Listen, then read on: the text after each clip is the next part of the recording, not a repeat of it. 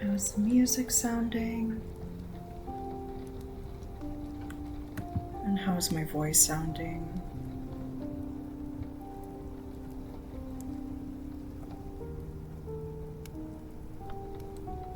Okay, music is good. I can just like get closer to the mic.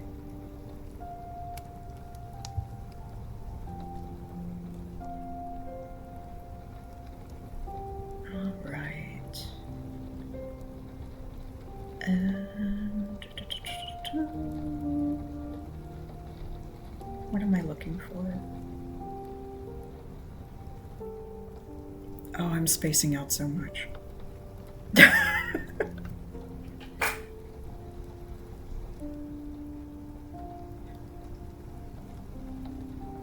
Okay, headphones. Okay, audio check. What else do I need?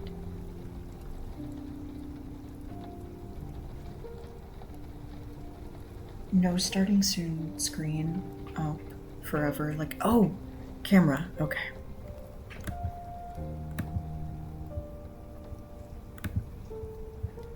Okay, let me make sure that's not auto-focusing and causing headaches.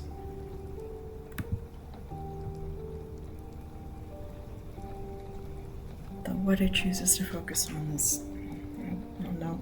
We'll figure it out as we go, but that should be good.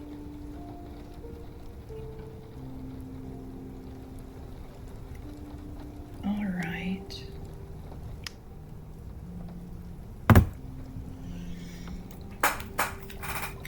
So we're continuing our lovely little creature painting today. And we're gonna start off with sketching. Now that our canvas is super, super, super dry. I don't know if I needed to say all those supers, but there you go.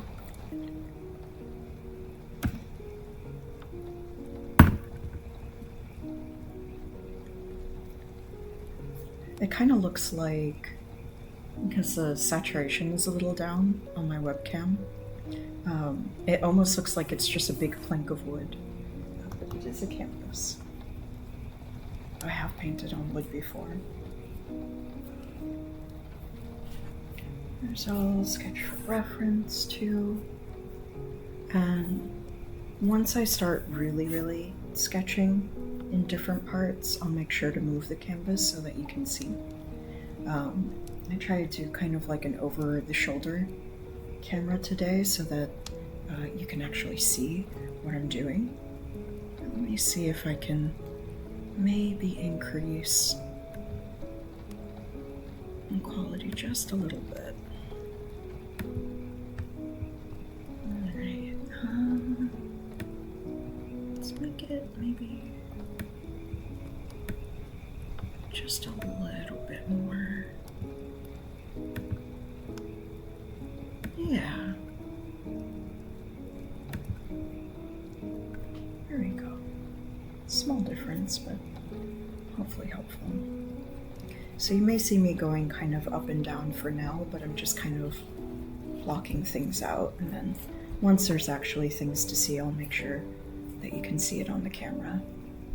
And if you see me just kind of adjusting, I'm looking at the preview and just kind of making sure I got a good view. But yeah, it was tricky figuring out how to do a webcam placement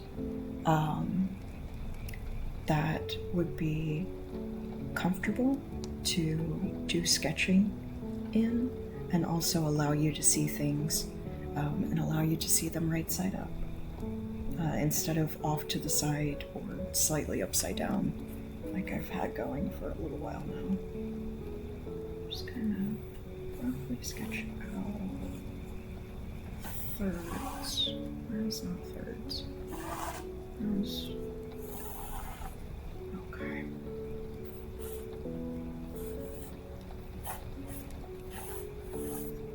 I'm gonna actually do my real sketching my real sketching. This is sketching. I'm gonna do my more intense sketching in pen, with my more detailed work. And this is me just kind of figuring out more or less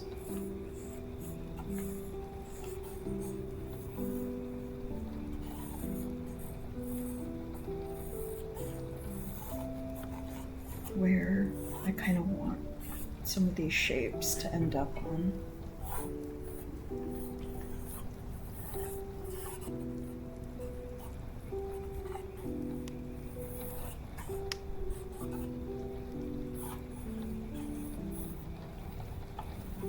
I'm starting to figure out some of the details to some of these creatures I'm gonna draw.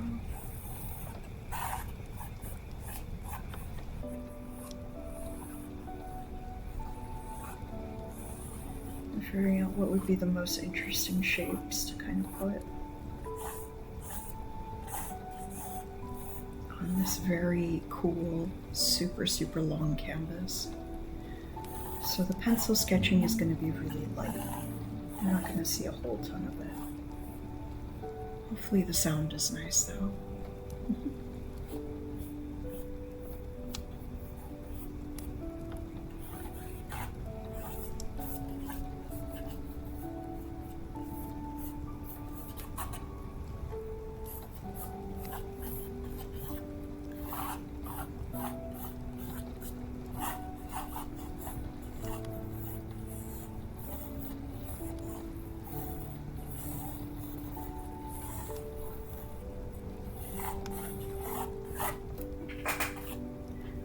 And maybe hard to tell, but I'm just kind of using these thumbnails as reference and kind of my guide as I start to block in some of the bigger shapes before I start getting in there with my pen.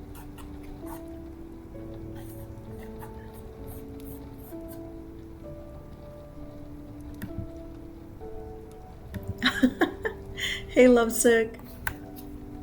Oh, and hey, Vanish. Yeah, I'm terrible at digital art.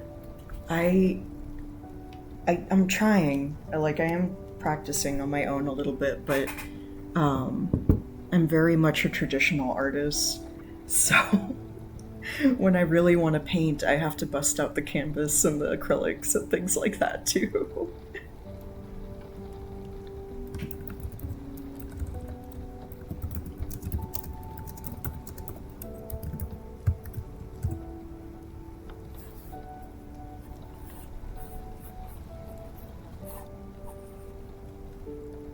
How much of his hands do I kind of want coming up on there?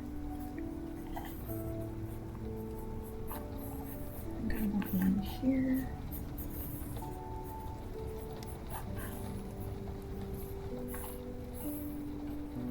One here.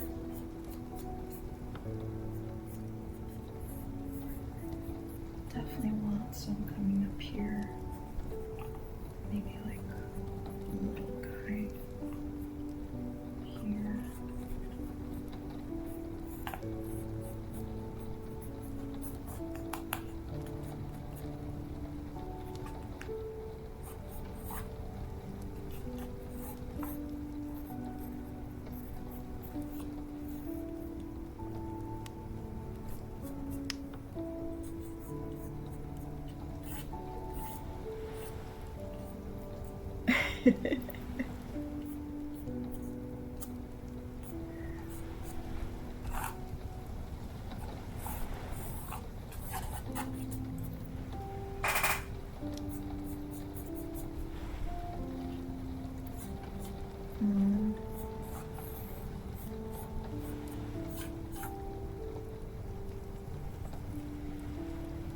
What might be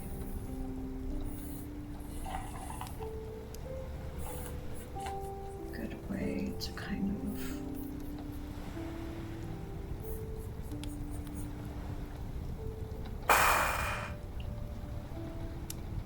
do I want his mouth going off the canvas? Actually, I think I do. Let's try that.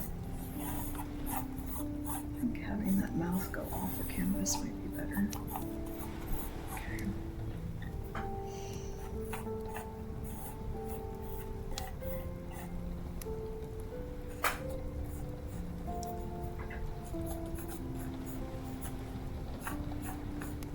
I still want to read as kind of frog-like.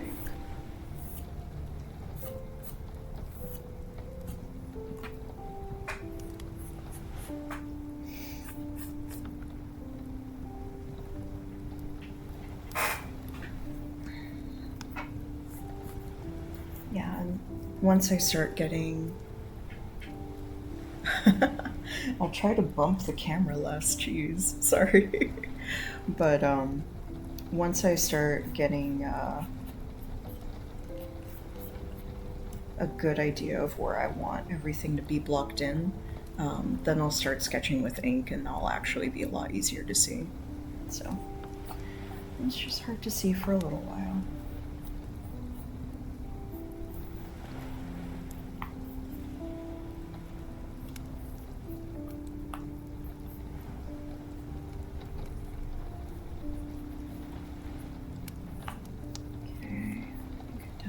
Some more hands there. More hands coming there.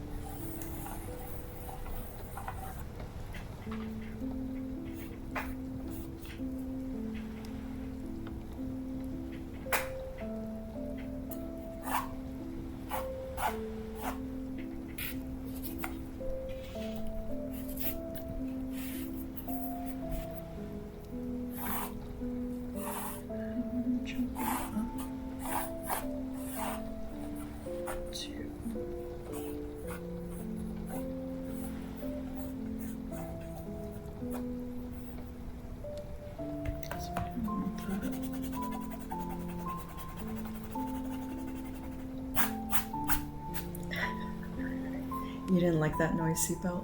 Sorry. I'll try to make less mistakes. Seatbelt just gave me some side-eye when I started erasing.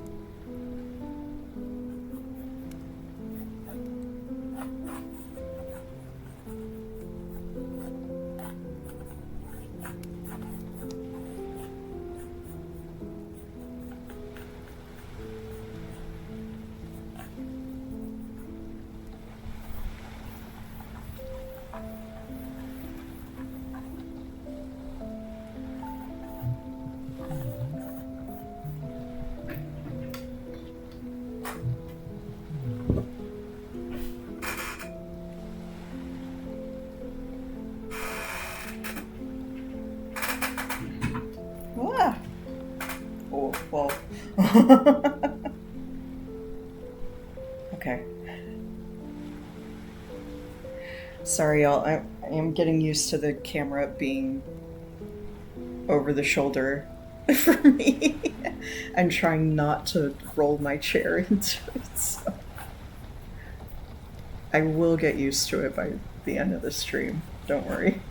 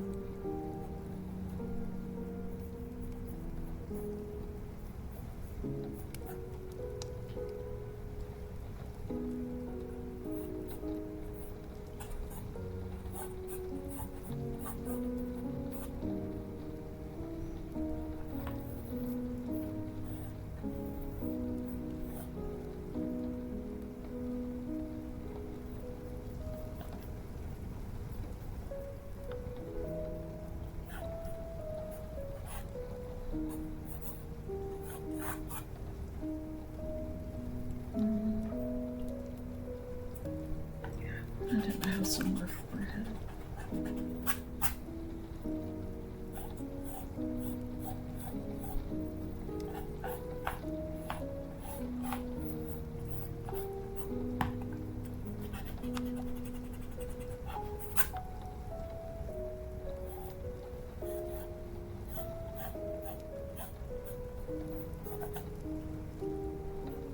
That's too taper-like.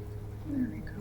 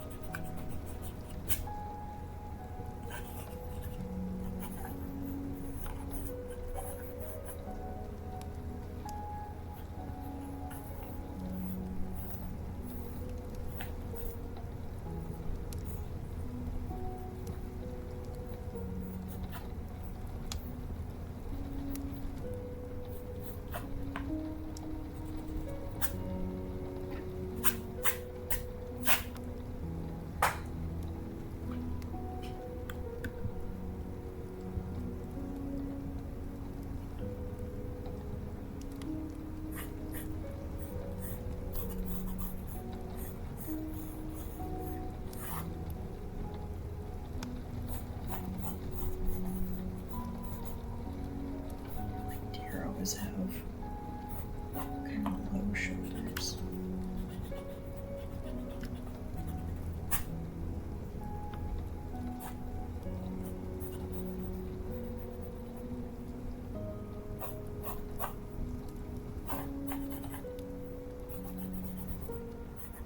Maybe more down.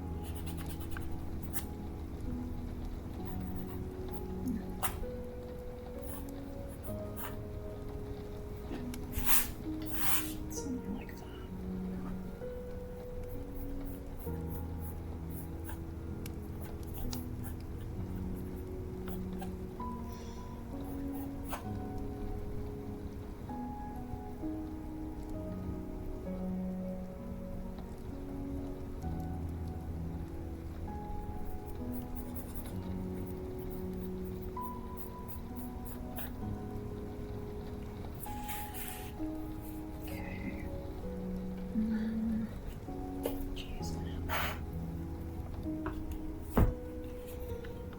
Let's see.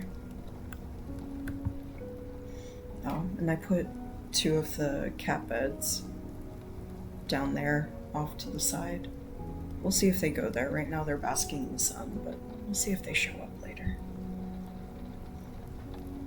Okay, so I want the deer to be going this way.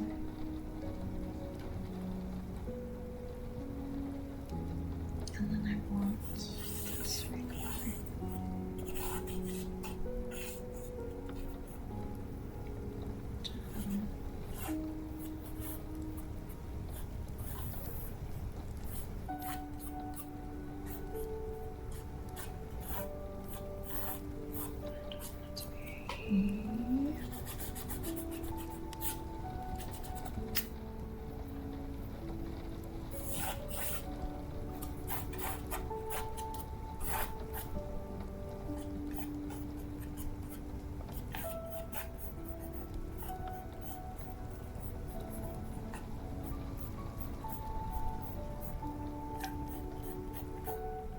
Let's get rid of the guy here.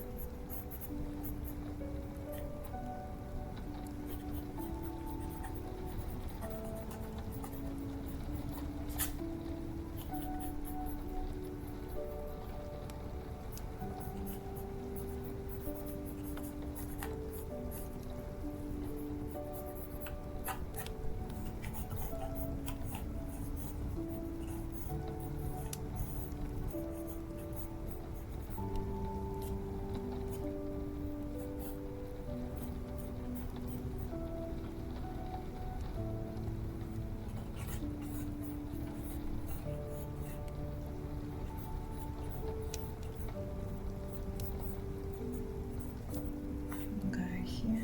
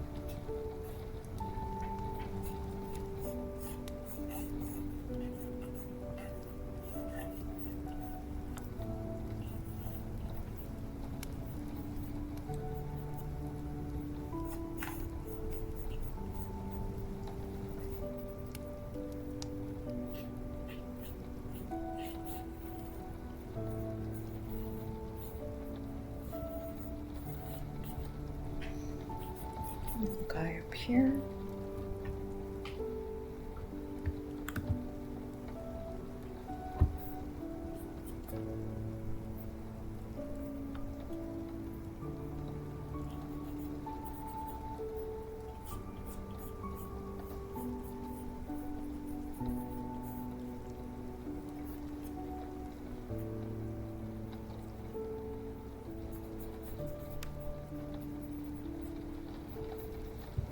some sheets here.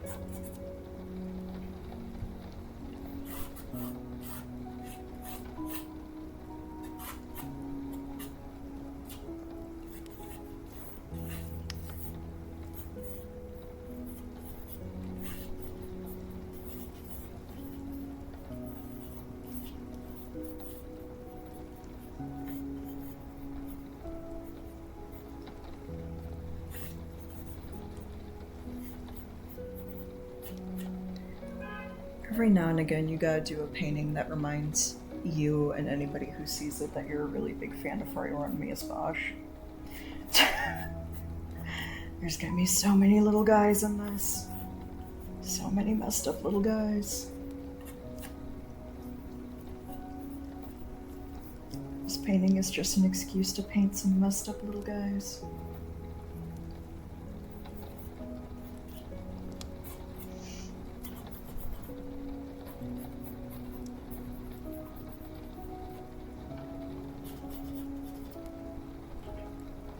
I need that guy to be definitely more in the background.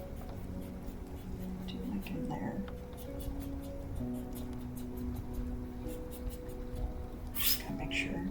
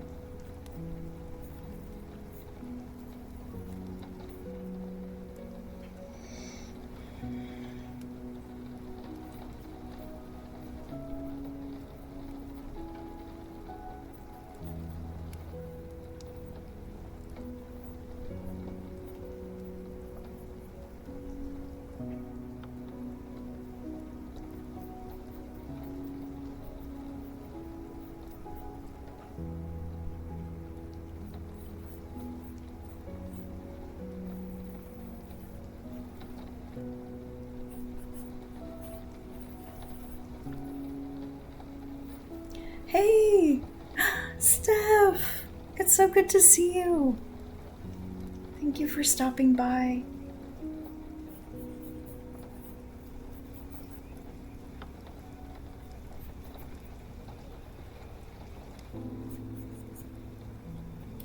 I had a messed up painting living in my heart for months, and I needed to let it out. It's not messed up, it's just little guys.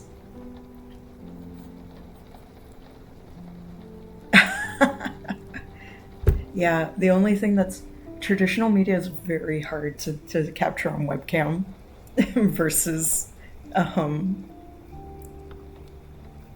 versus digital. So I've been struggling to try to like make things visible. That's fun. It's a fun challenge. All right.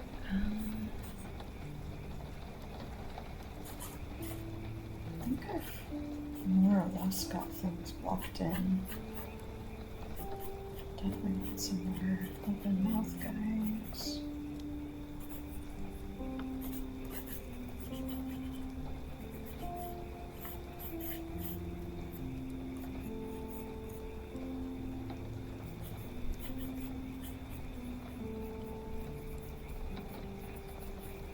Put some sheets here.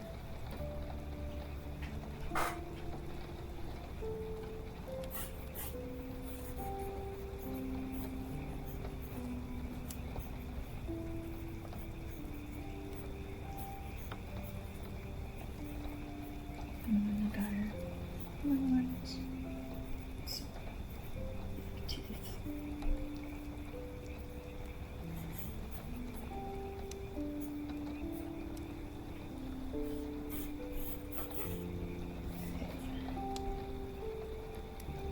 too heavy on my graphite. That's gonna cost me later if I don't get rid of some of it now.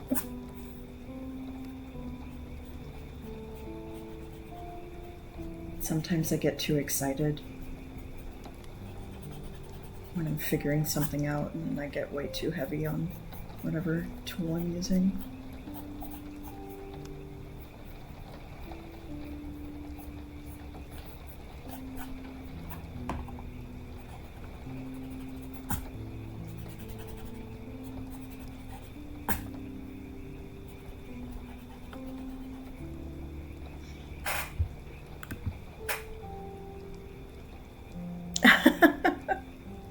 I hope the tech issues are getting better.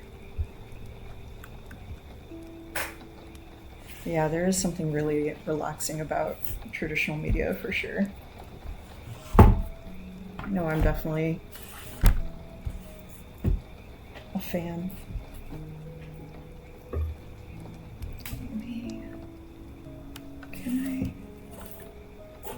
Alright.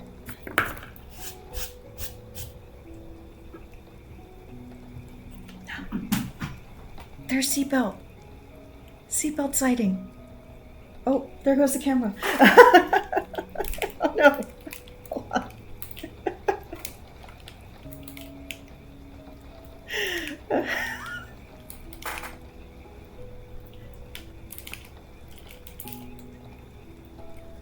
What's the expression? We're fixing the plane as it's flying.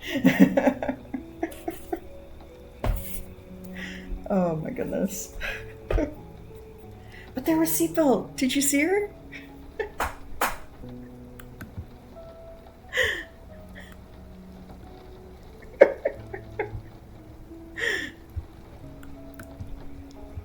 She's almost never on any camera at all, so I just got really excited. It took me a second to realize the camera was falling. Guest appearance!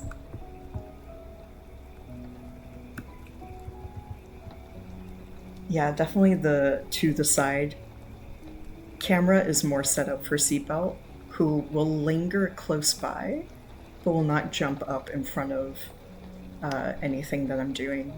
Whereas Prince, I won't be surprised if she just like jumps on top of the painting. Like in the next hour or two. Okay. And this is my favorite sketching tool. A very fancy Bic round stick. It's just what I like best. I don't know why. I just feel the most comfy with it. It's cheap too.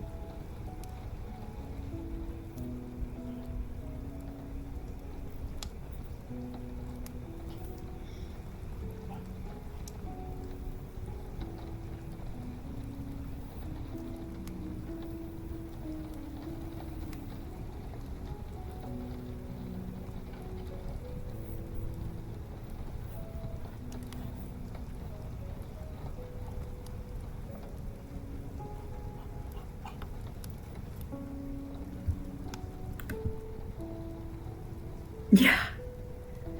No, I feel the same way. Even when I'm watching digital artists, like I notice there's certain brushes artists will prefer and like techniques to coloring and stuff like that. It's just really cool to see the things that people feel the most comfortable with.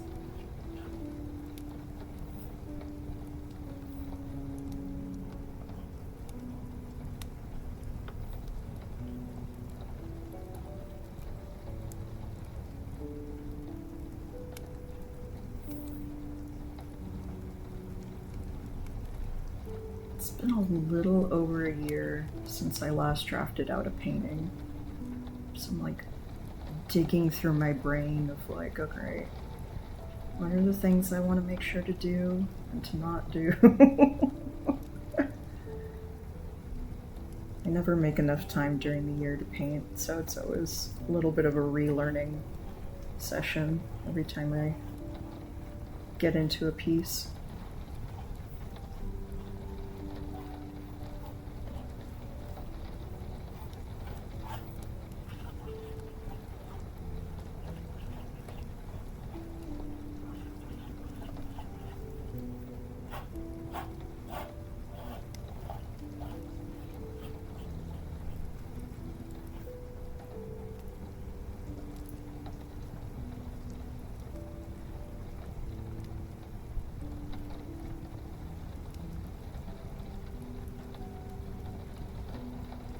Yeah.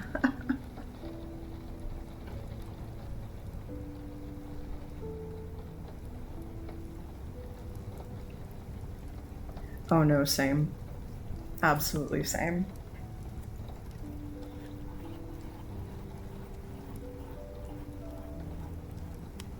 Many, many, many, many years ago, I went to art school because I was originally studying to be an illustrator. And then I completely abandoned that path.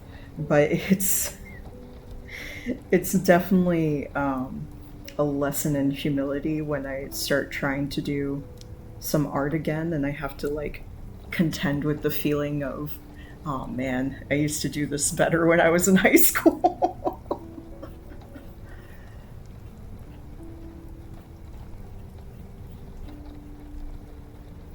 But it's still fun to make art. You make more time for it.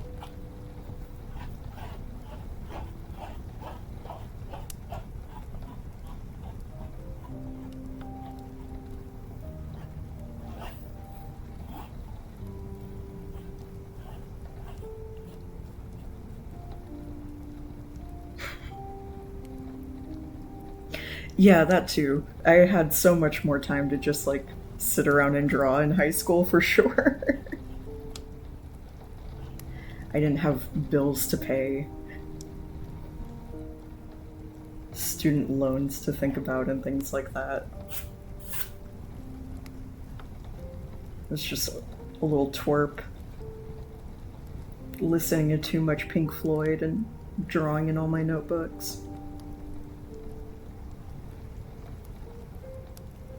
Yeah.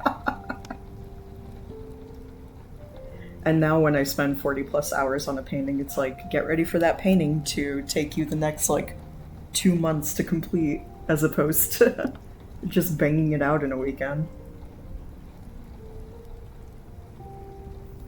I need to start working with digital more though. Like, I got myself a tablet this year, and I just need to dedicate some time to practicing. It's just very intimidating. I don't know why. I missed out on the digital train completely.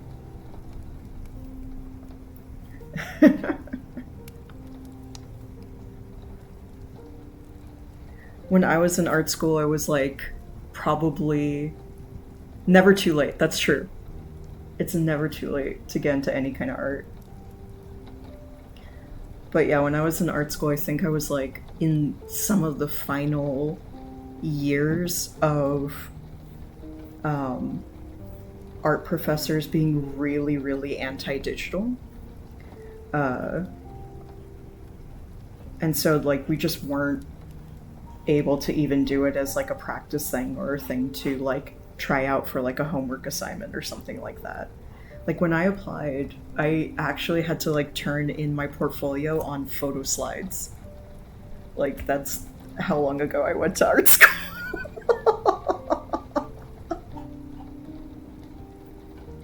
I hope people don't have to do photo slides anymore. Yeah. Yeah. Steph, I'm old.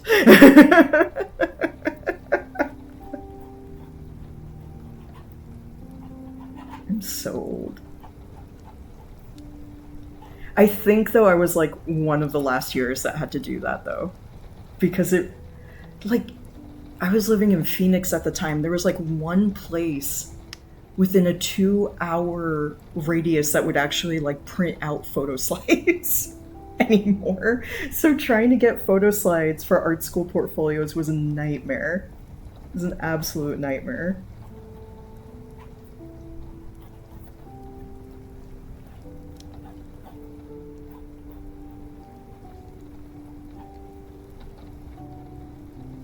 Oh, that's a cool switch. Okay, you know what's funny about that though? So the first thing, I didn't stick with it, but the first thing that I switched to when I left art school was actually becoming a biomedical engineer candidate. So I did the opposite of you. And then I went for an English degree because I just wanted to get out of college. But like there was a while Yeah, there was a hot minute where I was really, really wanting to be a biomedical engineer, and then, yeah, just life. I have too much stuff.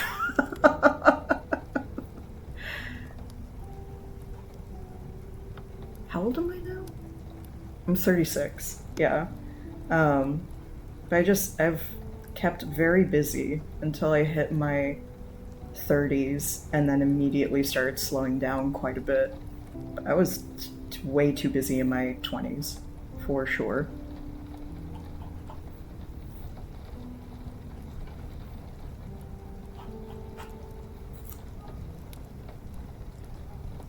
Oh, yeah. No, 100%. Um, because this I think I've mentioned before too, of like I was even an academic advisor at one point, and the amount of stress my poor students would have all of the time because they felt like if they didn't do everything perfectly right then and there, like the whole world was going to fall apart, um, was it was just overwhelming. It gave me a lot of perspective too, for sure, because I wasn't that much older than my students, but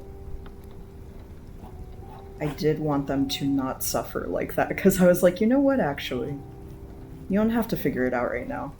Change your mind a bunch of times. Fail out of school. It's fine. Like, you're gonna figure it out. You're gonna figure out whatever you want to do. I wouldn't tell them to fail, but like I did have some that like when they were close to failing, like would be freaking out, and I would be very much talking them down from the freak out and letting them know, no, no, no, it's okay. You will survive this, I promise. I absolutely promise you will survive this.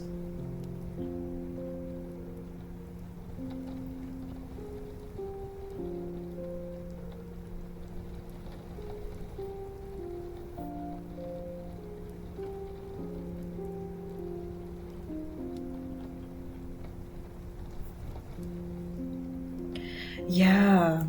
And I had a lot of international students, and like, to be fair, international students have a whole extra layer of pressure because if they fail a semester, their visa gets canceled. So like, I get that one being a very dire situation, and I would go out of my way to help them out with their academics. But a lot of them didn't really need it because they kind of knew what the stakes were going into it.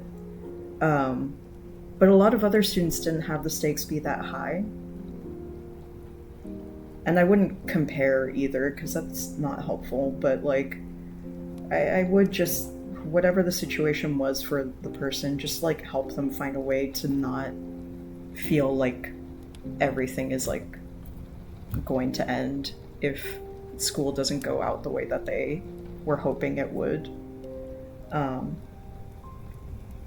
and I think me being a non-traditional student that did a whole bunch of things, and even by the time that I was an advisor, had a bunch of different experiences and was like kind of a weird age for the stuff that I did, helped out too, for them to just see like, yeah, you can, there's 5 million ways that you can kind of go through life, for sure. There's not one set way. You will find your own way in time. Even when people are trying to rush you.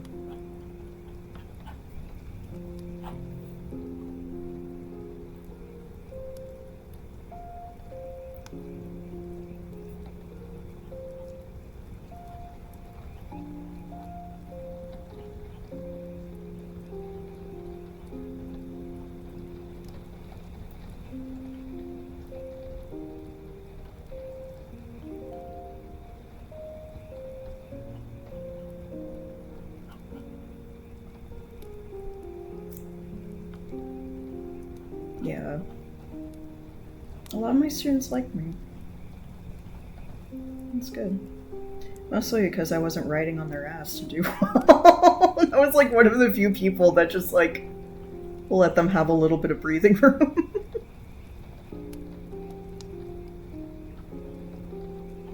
I had pretty stellar retention and acid traits for any of my students that need extra help from me, so it worked out.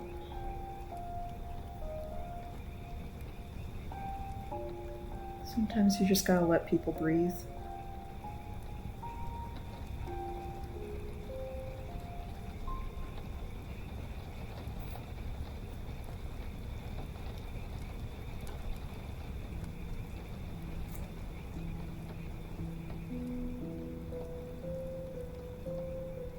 Going from engineering to art, though, is wild.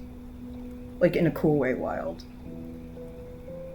Was there a specific engineering you were looking into?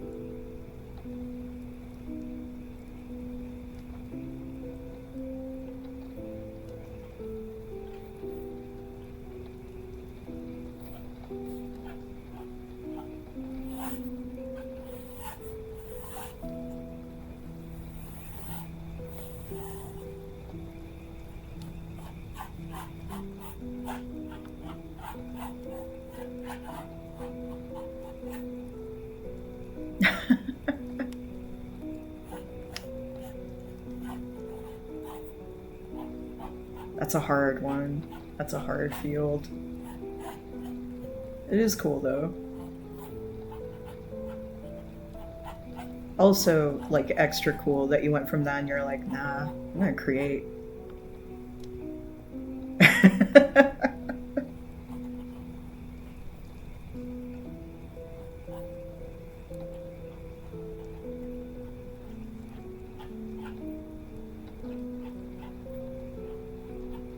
That sounds fun.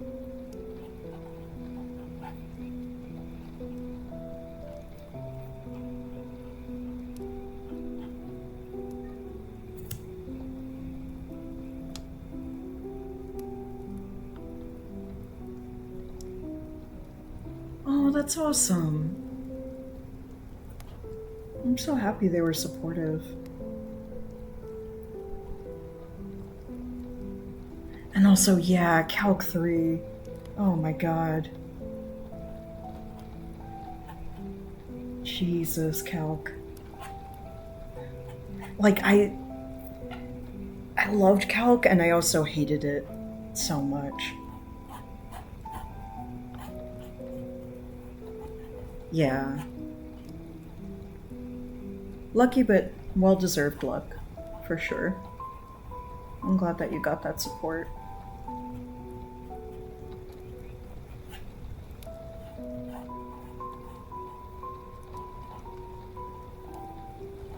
Because, yeah, we're raised to not think that we can do big, giant career changes by the time that we hit college. Oh, you're much smarter than me. I can't remember what it was.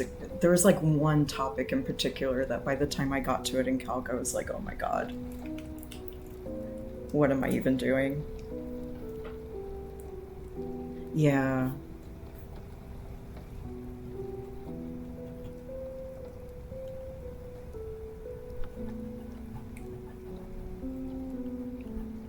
I would definitely hear those stories from my students sometimes when I worked in the culinary school.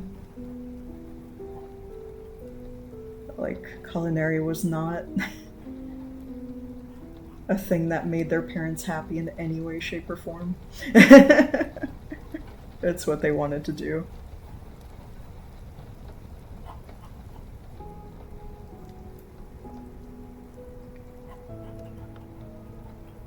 And yeah, especially my Eastern Asian students, for sure.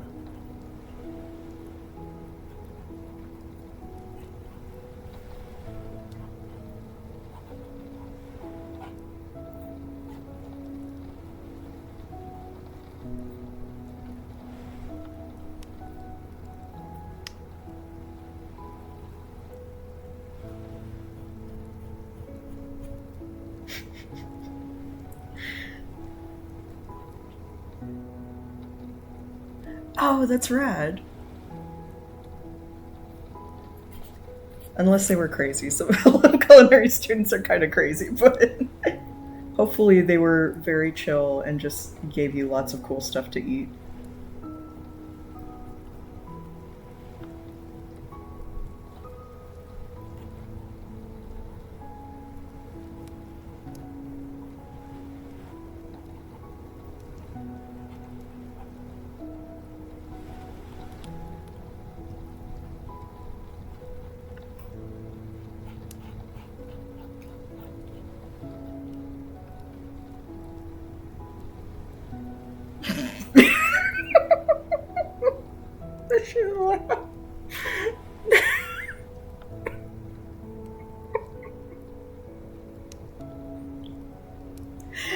There's always at least one in every year.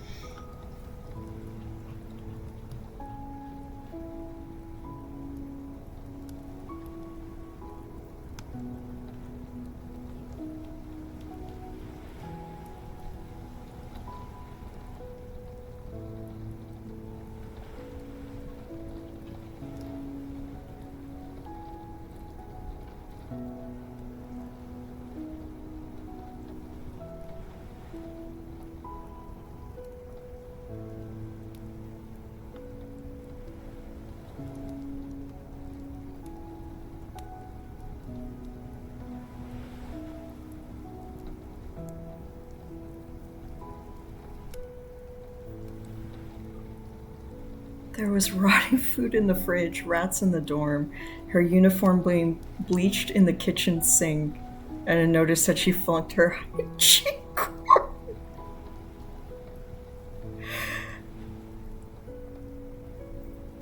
Yeah, I wouldn't expect that person to pass.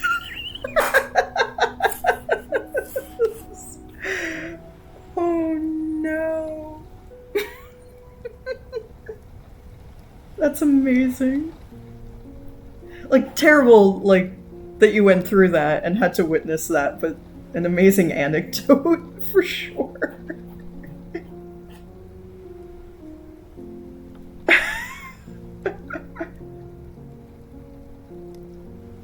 Now that kind of stuff was very, very common among the culinary students. Oh, they were constantly cooking up drama for themselves, and I was like, how do you have the time? How do you have the time to do this?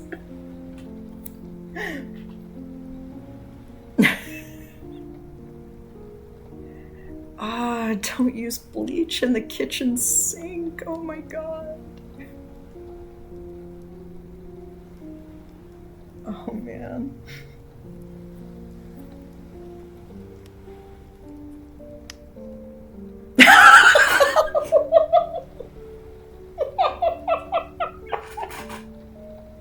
That's so powerful. That's so powerful.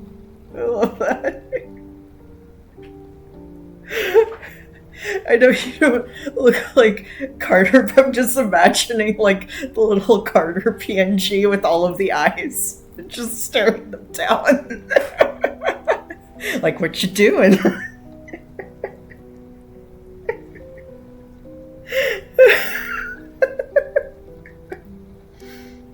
Oh man.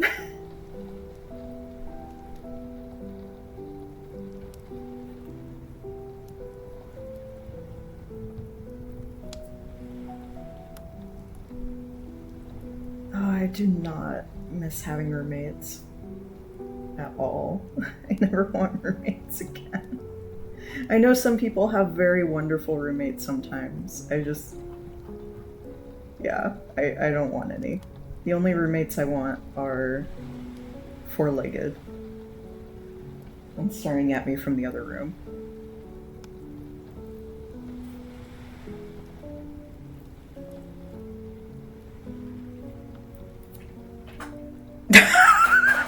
Sleep with your eyes open, that's great. Oh man, that's really good.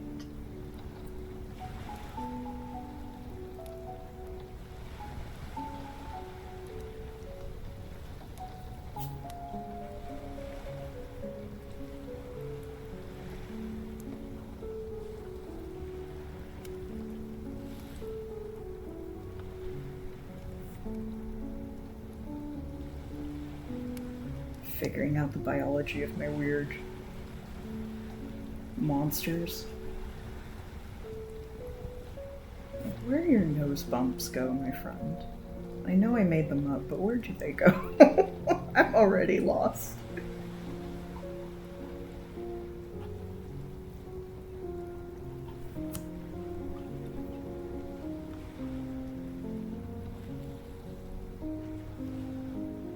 Yeah, I can't, like, I lucked out with the apartment that I have here in New York, but, like, this is the first time in, like, oh, geez, a decade that I haven't had to have roommates. California sounds like it's gotten to a point where, like, you just can't afford it without roommates. Nose bumps for nose boobs. Boop.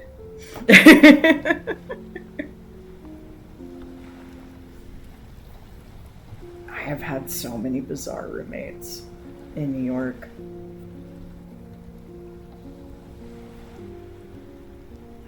That's a whole nother can of worms for a stream someday.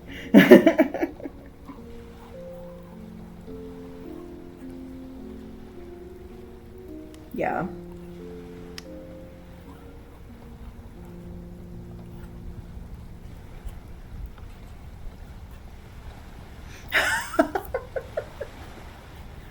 Oh god, they were wild. Most of them I think are not Twitch appropriate, which says a lot, probably. I did have one roommate that when she was angry, she would pee on the seat of the toilet that we would share, like an angry cat. And it was the most bizarre thing. Like, she wouldn't, like, I knew that she was mad, right? But she wouldn't confront me or talk to me about it. But she would just pee on the seat. And I was like, oh, are you? Yeah.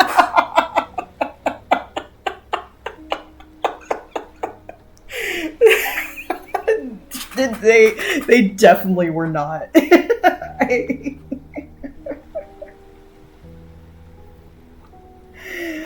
I lied about moving in with family in the city. I don't have family in the city. And I lied and said that I had to move away to family in the city and left that apartment very, very suddenly after I found a different place to live. I've snuck out of leases in so many creative ways over the years. Because sometimes people just present me with a situation where I'm like, yeah, I need to go right now, actually. I need to not be here anymore, turns out.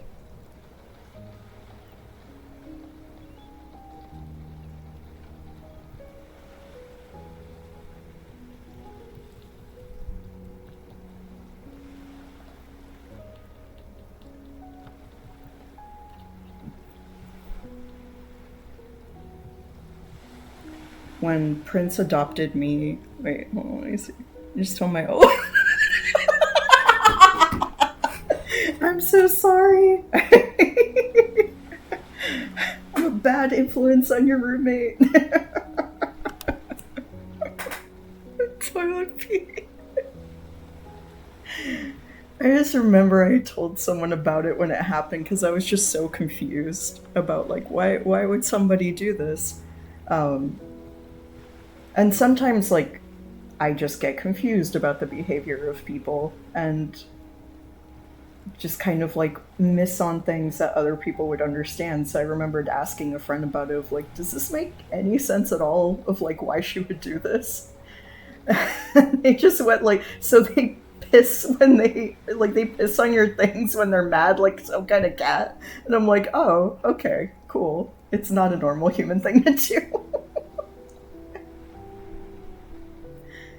And so I always just think of them as the angry cat roommate.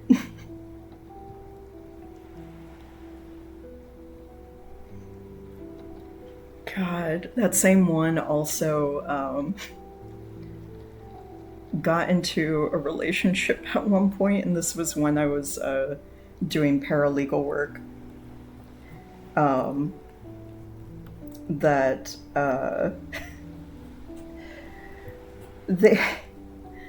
they started to tell me, and this was also like when I started actually like actively looking for a different place to go before even the pee thing.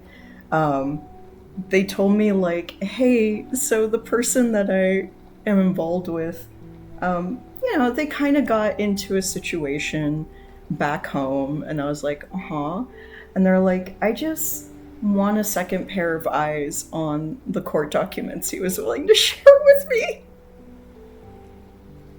And I was just there frozen, like, what do I say?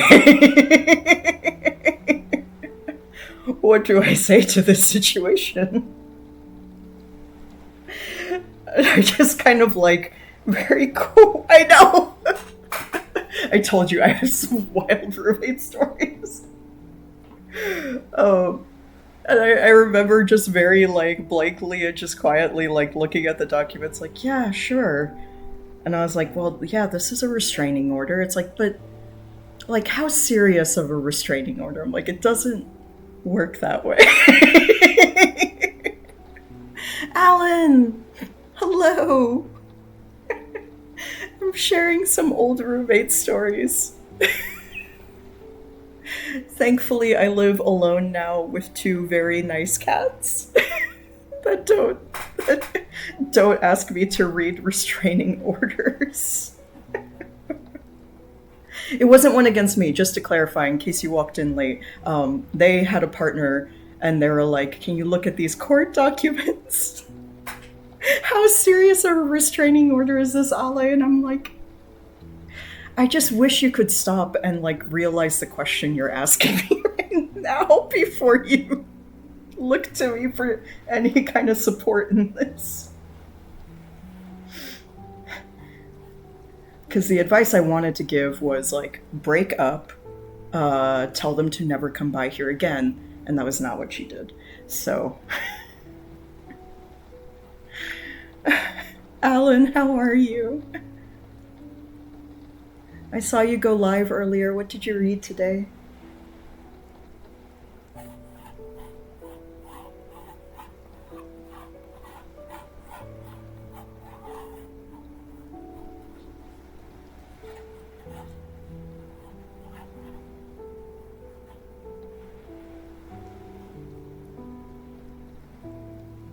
Ooh. I don't know if I know that one off the top of my head. It sounds cool, though.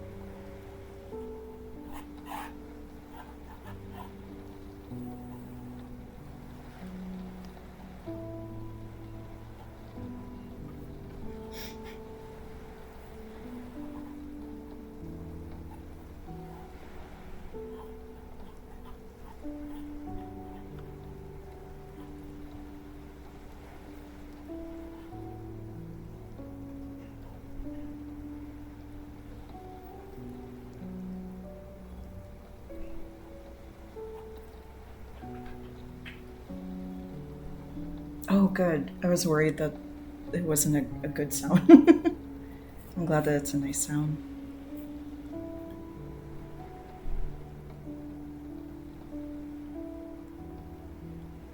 Ooh. Yeah, 54 pages is still a lot to read out loud, but that's not too bad. Oh, so the video was super short then.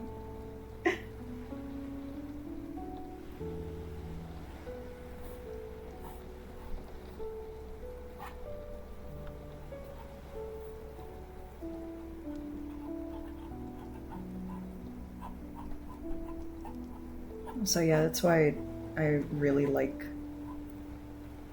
this brand of cheap ballpoint pen too. Oh, jeez. hand.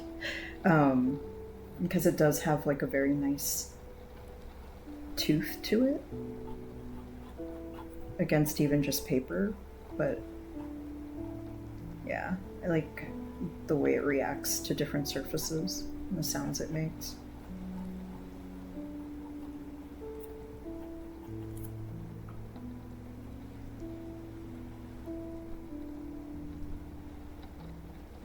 Whoa. That's intense. That's cool though. I'll have to see if I can watch the VOD sometime soon.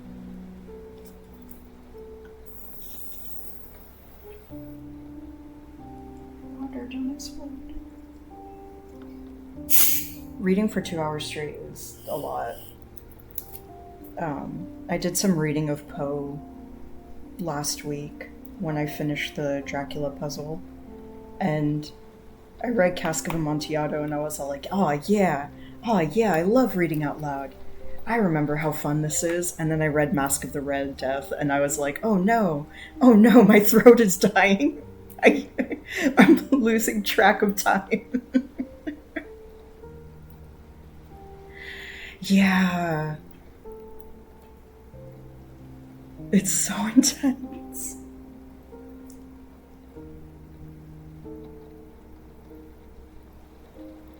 It's just really intense to read out loud for that long. Like, I think the 2 Poe stories I read was like an hour and a half, maybe? A little over an hour. And I was so...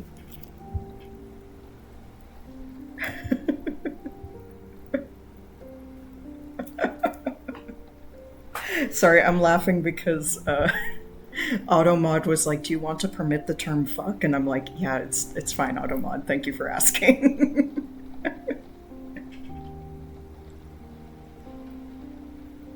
I mean, an hour is still really good, because you read pretty often.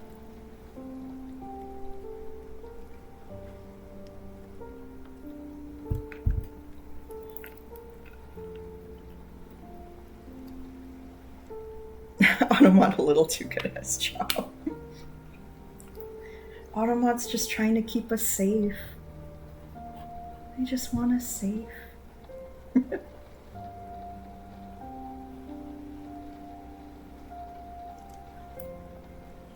Yeah, Steph, you read so much sometimes for the VNs. You do a really good job, but your voice is so strong. Like, I caught the VOD of you reading through a bunch of the ZZZ stuff, and I was all like, oh, Steph has a great reading voice. But then also, it's just like, wow, Steph has been reading for like 3 hours. What do you hate, Alan?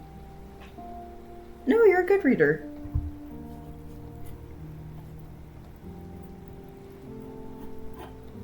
It's always very enjoyable.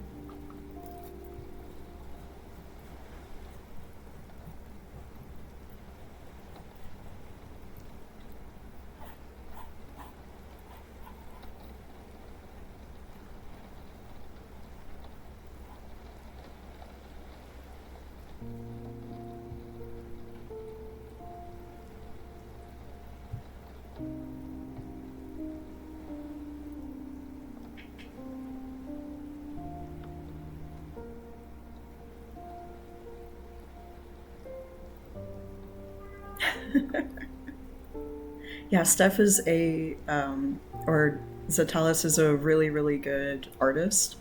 Does a ton of amazing art, and also plays a lot of really cool games, but a lot of them have lots of reading to do, and Steph does a great job with reading.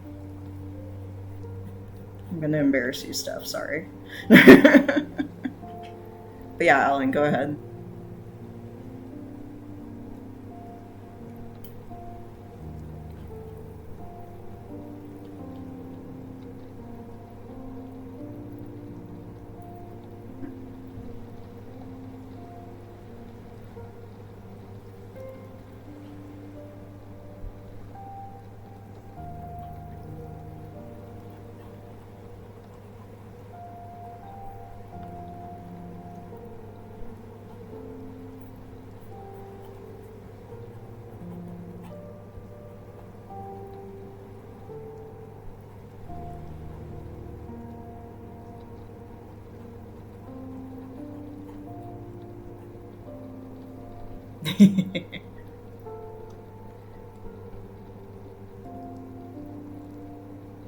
Oh, yeah.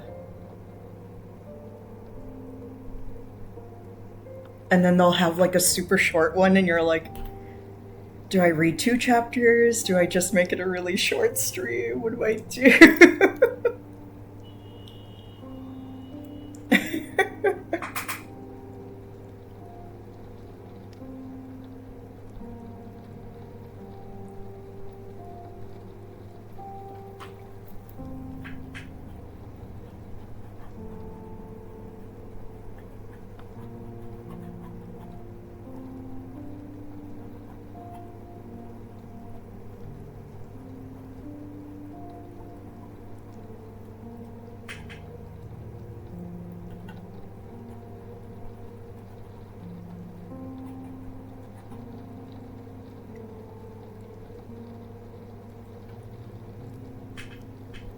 McFadden. That name sounds familiar.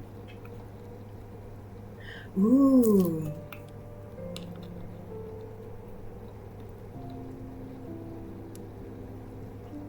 Yeah, I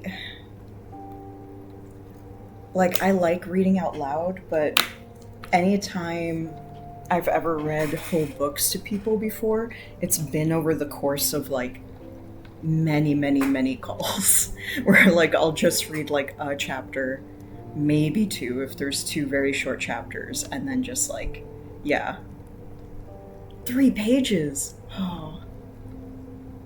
But yeah, when somebody reads a whole entire book, like there's some audiobooks out there that are like 4 or 5 hours long. I'm currently listening to, off and on because it's a really intense listen, Christopher Lee read The Exorcist. There's like a super cursed recording of it that somebody ripped from a cassette tape on YouTube, where like the cassette got really messed up during the transfer in a couple of places, and it's actually timed out really well to where it sounds very haunted and possessed. So I love that. But it's 5 hours long, and it's just like 5 hours of reading, especially now I'm starting to get into like streaming and reading. I'm like, oh my god,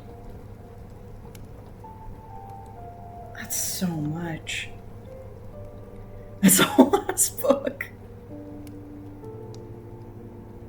Oh, let me see if I can find the link actually and drop it in chat.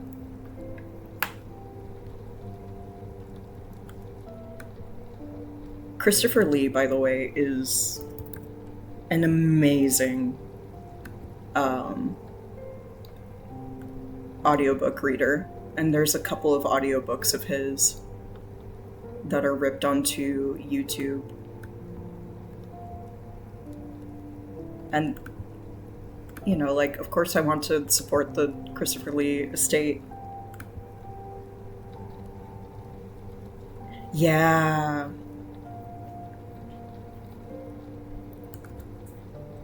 He did a lot of horror books, especially, which makes me super happy. But yeah, he is so just iconic, and his voice is so good, and his voices for characters are so good. And what's it called? Oh yeah, like, I don't know how legal these rips are, but at the same time, I don't think you could really get them anymore, because I don't think they've been remastered to any sort of digital format besides just being ripped to YouTube, and I think all of these were just old cassette tapes before. I don't think, like, the publisher would get any more money from them or anything like that. This is not legal advice. Please don't tell the bar. But that's my excuse for it, of like, I really want to support authors and their books, but I'm like, I think this is like one of those situations where nobody's really getting hurt by it. Thanks for hanging out, Alan. See ya. Yeah, audiobooks for like back in the days of cassettes was just like a whole entire case. And when it would just be like pages of cassette tapes. God, I remember that. I used to think it was the coolest thing because I actually had a cassette player. Now I don't know what I would do. I miss having my little portable cassette player for sure.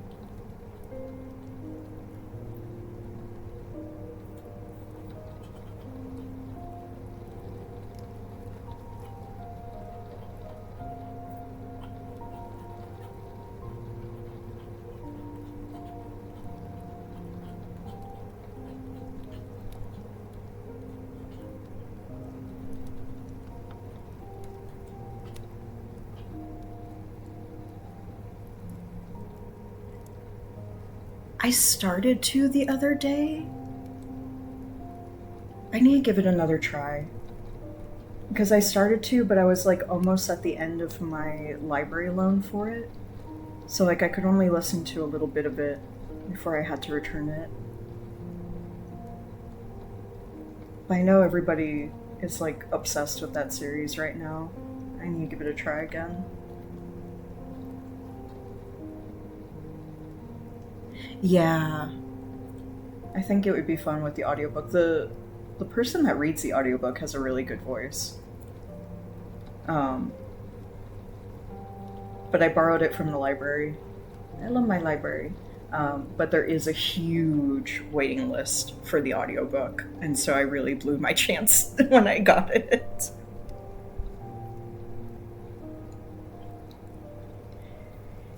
Yeah, I forget who it is that did. There's somebody that was like the go-to reader for the Discworld books, and they used to do the same thing of like just have tons of different voices and just like actually managing to remember like how they did the voices for every character.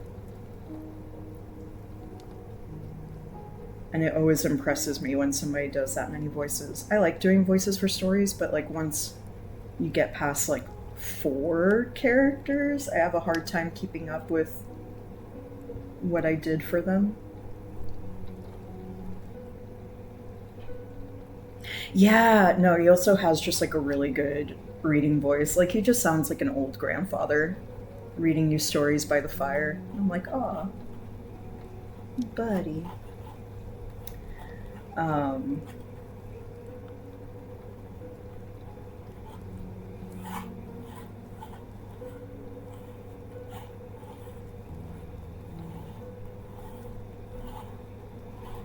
like I've done out loud reading, and this was just for a server, this wasn't for a stream, of Howl's Moving Castle before. And there are so many characters in that book. And I made some very difficult choices about voices sometimes. That like when I actually did remember what I did for the voice, I was like, oh god, why did I decide that that would be that would be the move? It was way too hard. I forgot that this character had a monologue at one point.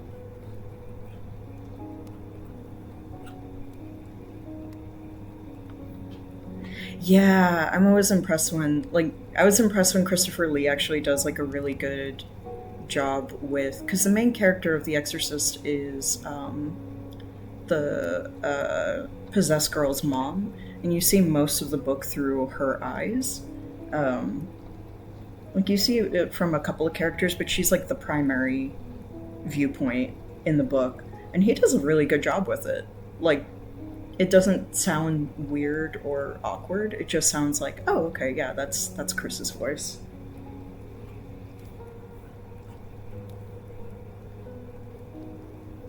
Chris is in the name of the character, not Chris as in Christopher Lee.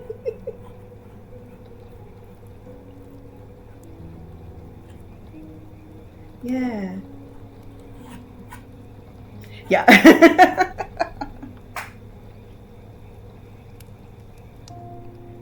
God, I remember I did a voice for Calcifer when I was... Ooh, that was loud. When I was reading Howl's Moving Castle, that, like... I think people dug a lot, but it was such hell on my throat, and it was such a stupid way to do that voice. Like, it was really good, but I don't have the vocal chops to be able to carry a voice like that for a while. I was like super gravelly and definitely sounded like a fire demon, but cheese.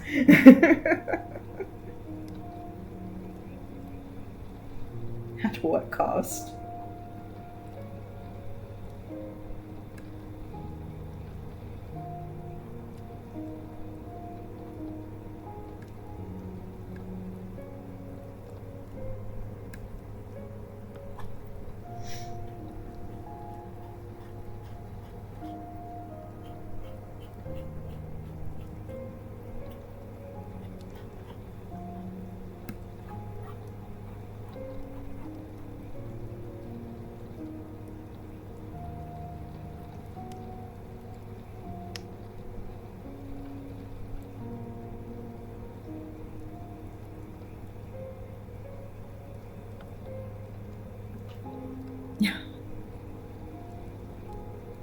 Yeah.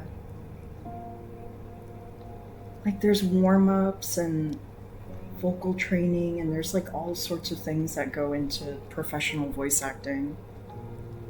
I have so much respect for people that do it. Because it is not just making funny voices, it's a whole big ol' skill. For sure. Yeah, mad respect.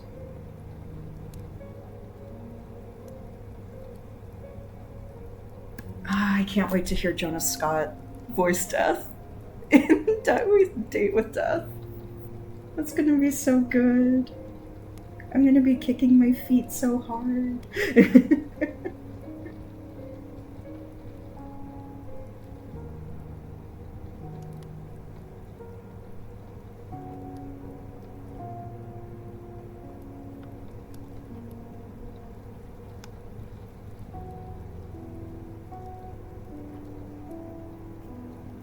Oh, good luck. Get him.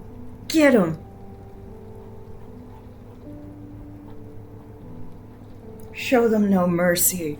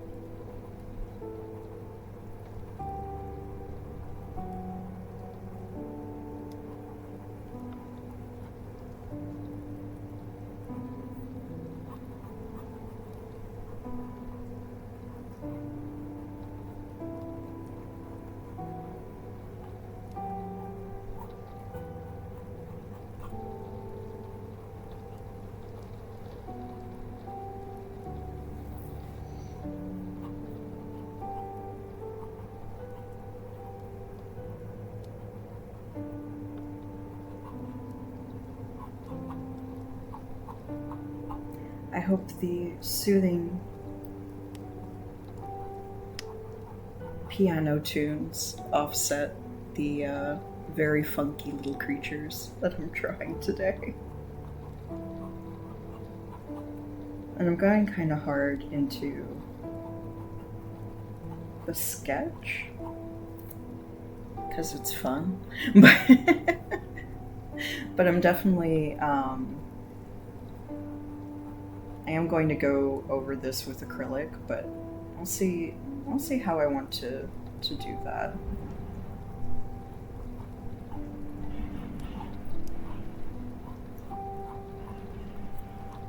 I may just end up covering up all of this, but this does give me a really good idea of what I want to do with the paint.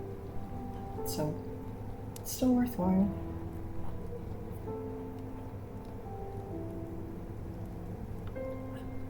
And if I feel very sad about it, then I can just take a picture of my sketch before I start painting.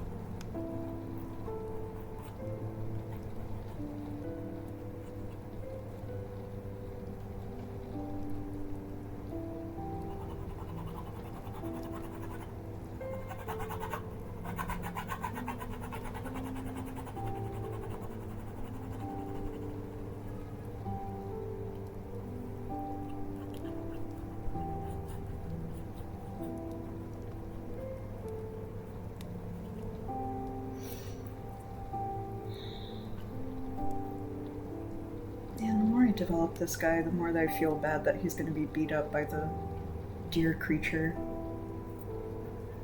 in the final version of this painting. I'm so sorry.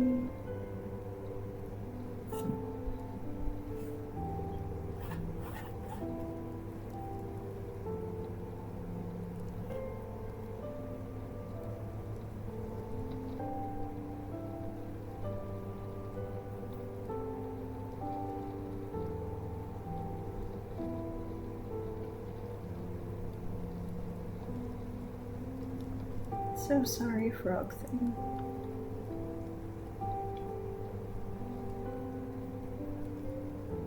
Enjoy not being beat up while it lasts.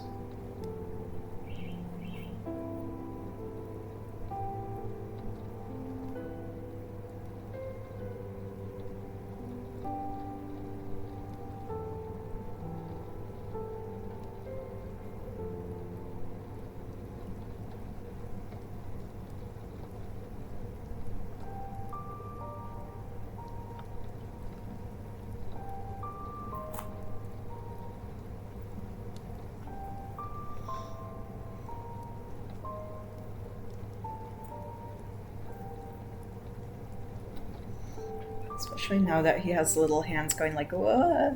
Kind of makes him look like he's going like, oh no.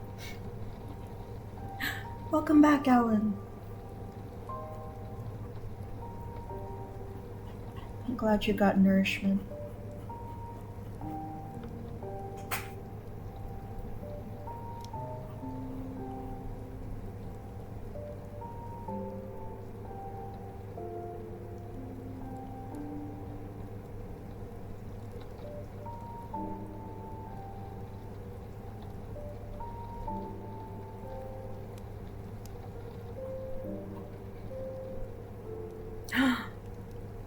Everybody's returning successful. Ooh, that sounds tasty.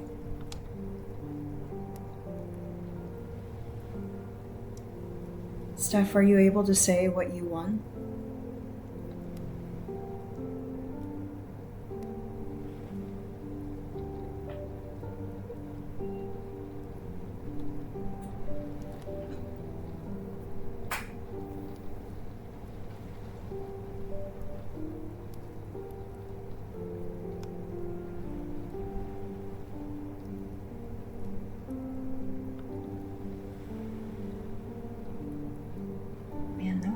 Steak.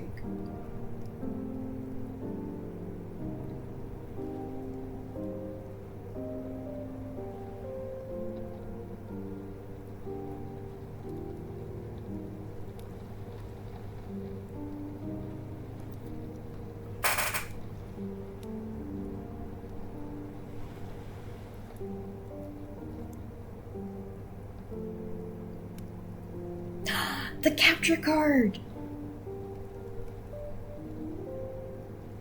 I hope you're not being scammed either. Oh, that's gonna be so cool.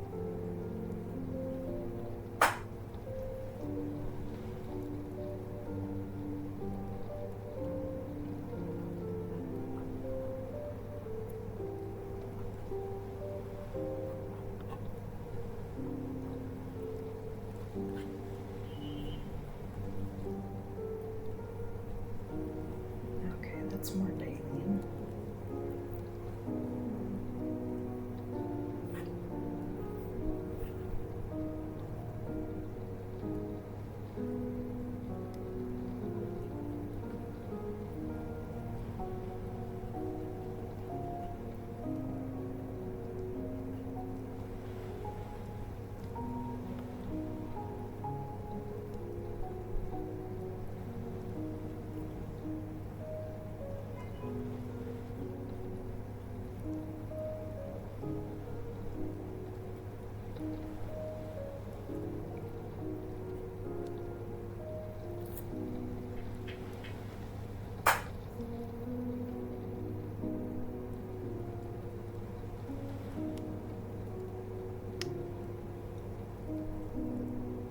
That sounds like it should be okay then. Hopefully. I hope so.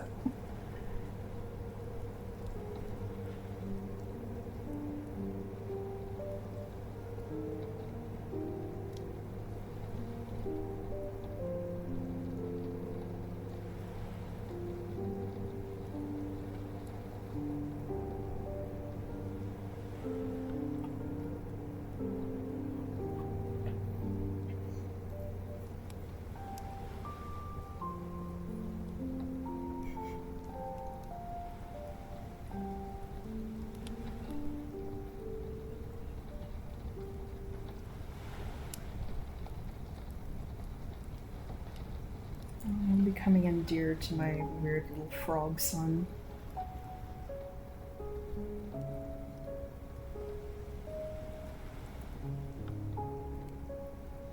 He's supposed to be so menacing and he's turning out so cute.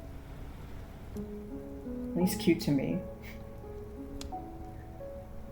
A face only a father could love.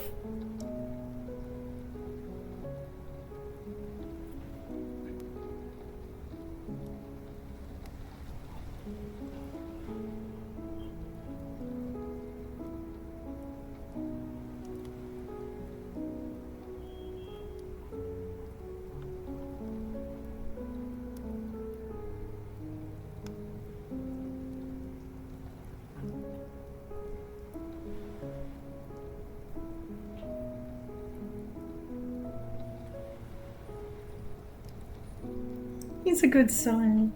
He's a good son. You poop his nose. God damn it. I keep running over the camera. Or the lamp that I have the camera on. Hey, Seatbelt. Here, sweetie. No? Okay. How did you... She went like exactly like 1 inch out of camera view on that side. I don't know how she knows, but she always knows.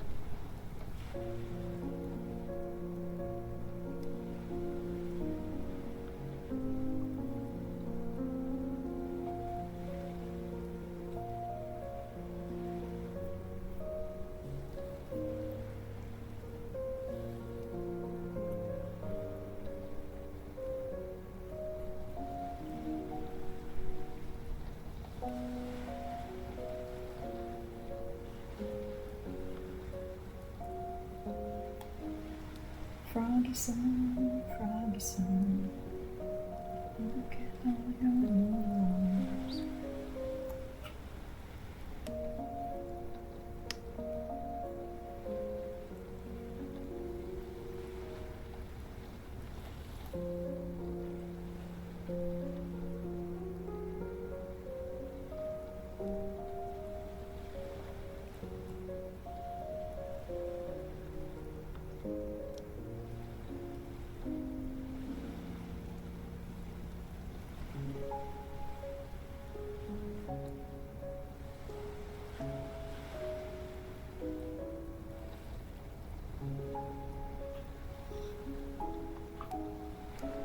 They do. I'm surprised Prince hasn't come by yet. Oh, I could be sneaky. Hold on, I'm gonna do something sneaky.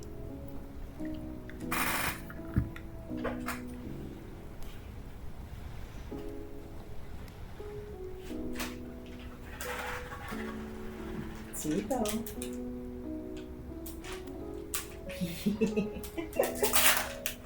You want some treat? You want a treat? Yeah? Okay, I'm gonna have a treat. Here you go. You don't want one? Sipo. What? Go get the treat.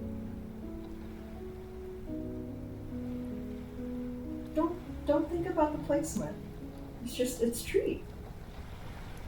Oh, why are you so smart?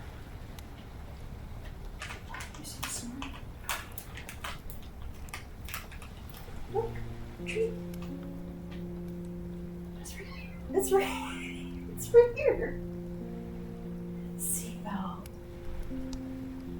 Seatbelt.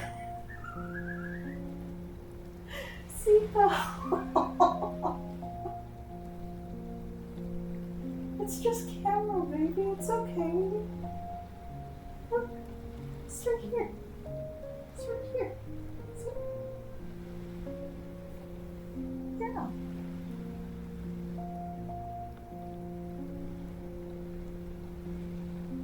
You don't want them on your pillow? Okay.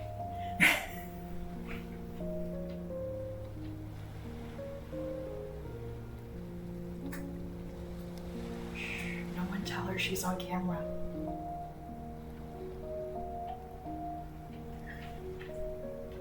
No one tell her she's on camera.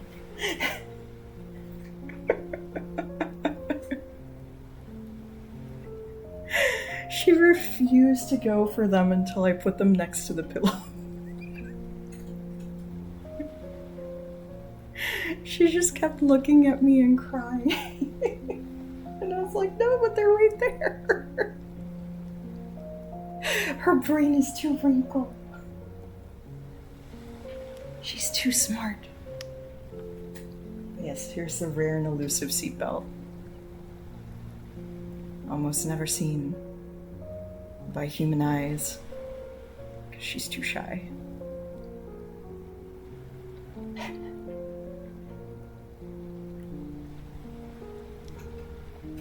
Yes.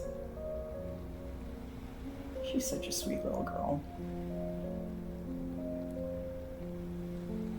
I'm surprised. I think Prince is in her favorite box right now. And that's why she hasn't come down to also have treats, because usually when she hears the bag, she comes running. But if she's in her favorite box, then all bets are off. You got it?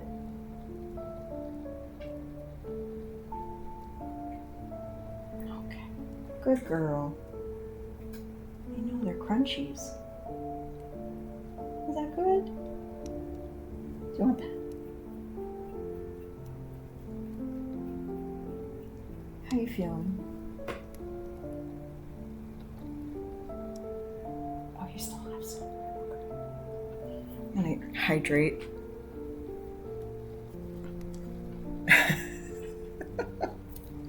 It's a really good box. She goes ballistic if me or Seatbelt touch the box. She's very good about sharing everything, but that's the one thing she won't share, is her box that lives on top of the fridge. That's her throne.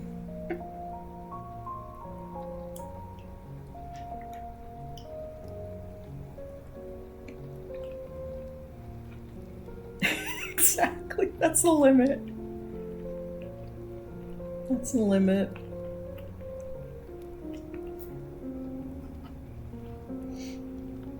Prince very much lives up to her name. It's really funny. I like that Seatbelt is finding a way to like scoot the tree. How does she know? How does she know? She's not even looking up. How does she know where the camera is? Oh, stay.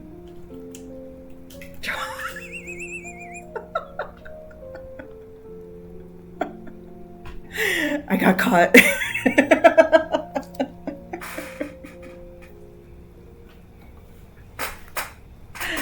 No, I got caught.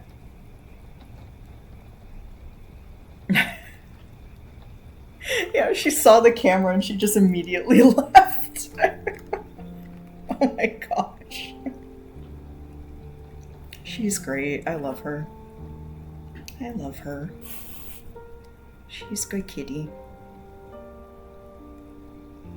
And also, if that looks like a dog bone, yes it is. It is, well, it's dog bone shaped, but it's, Prince's back legs are like slightly short. Oh my god, Reb! Wait, how do I give shoutouts? Reb just gave me a shoutout and I want to give a shoutout back.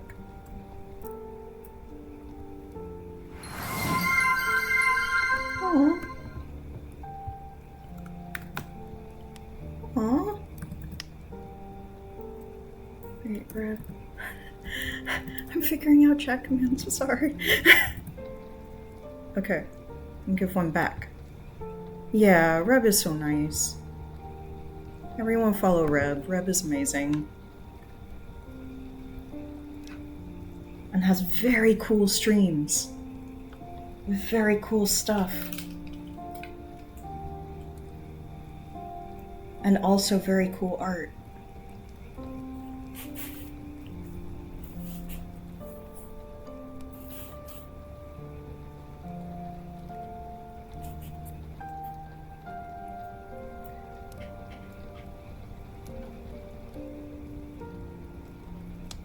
Lovesick! Please send my thank yous to Reb. You're both very good beans. Yeah, Reb streams are very good for lurking and chilling. Lovesick streams too. Oh, y'all are so good. So much talent.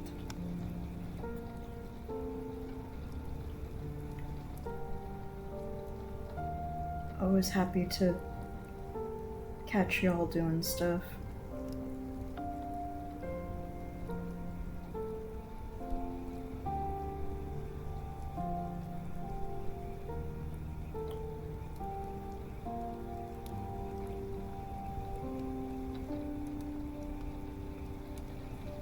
Oh, I really want a hand to be going up here. Oh right, I'm gonna go over this with paint. Can definitely do that.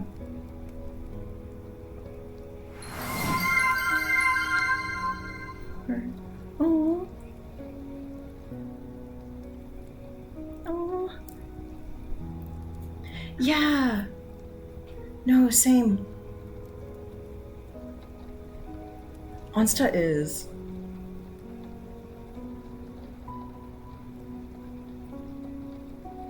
Monster is very, very good bean.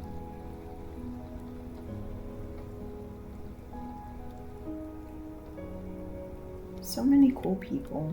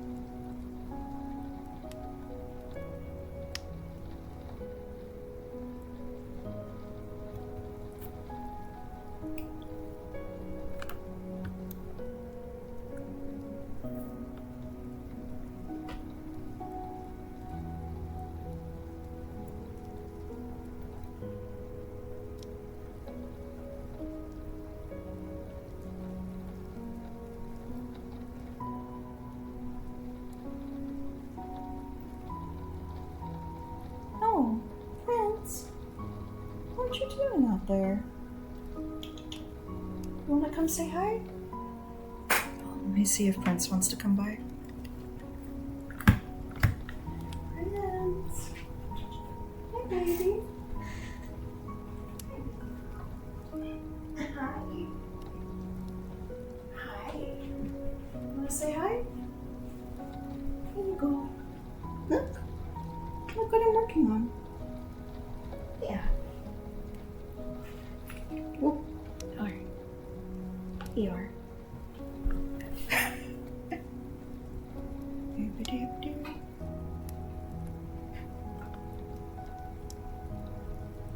My high-tech webcam on a lamp. Oh, there she goes.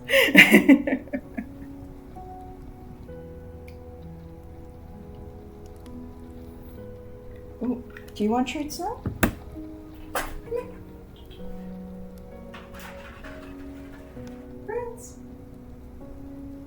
No, Seatbelt, you just had some. Do you want some? Yeah? Okay, come. Prince. I have to go on camera. Alright, Seatbelt, you don't have to go on camera because you already did. So there you go.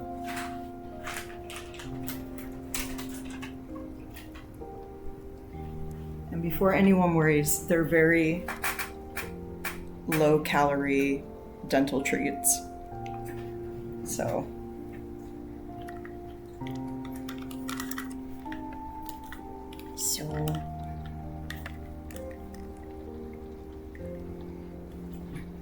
they can eat quite a few of them.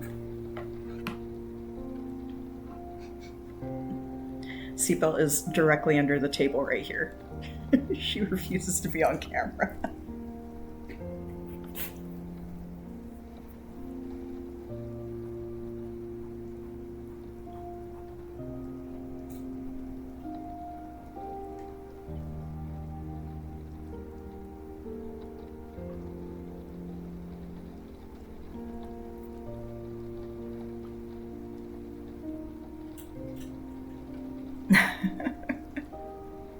Aw, Scotch. Scotch, it could be so much easier.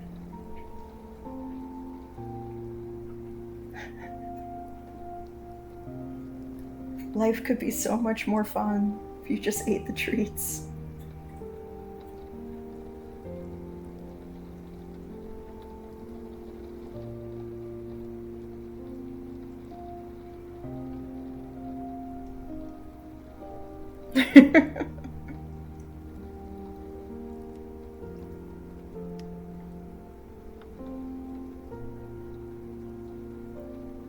It's a good snack.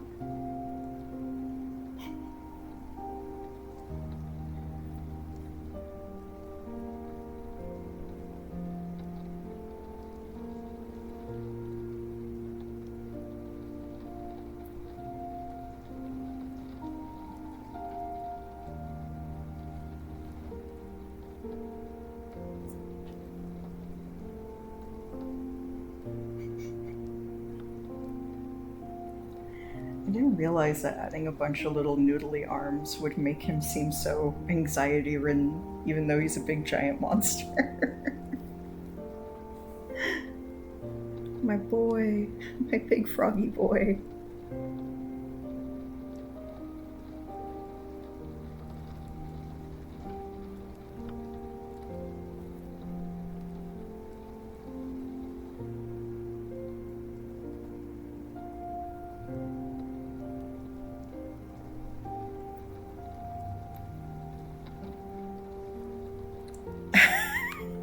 It really does.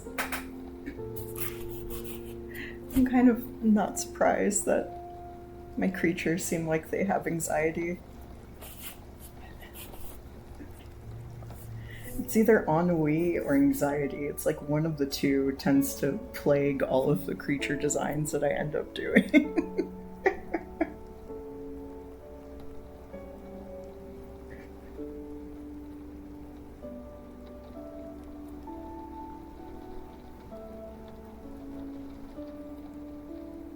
Even when I try to make like happy creatures, they always just have like sad eyes somehow, and I'm like, oh.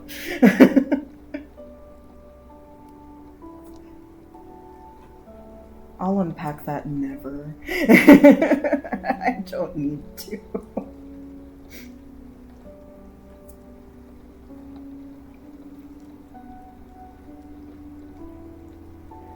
Some things are just mysteries.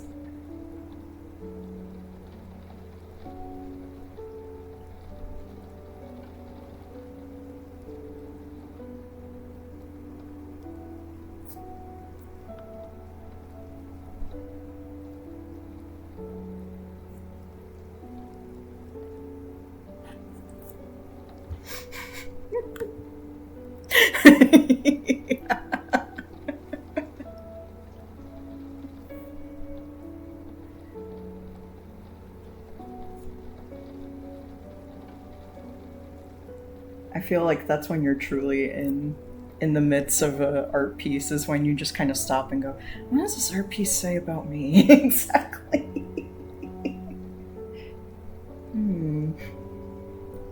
Do I want to know?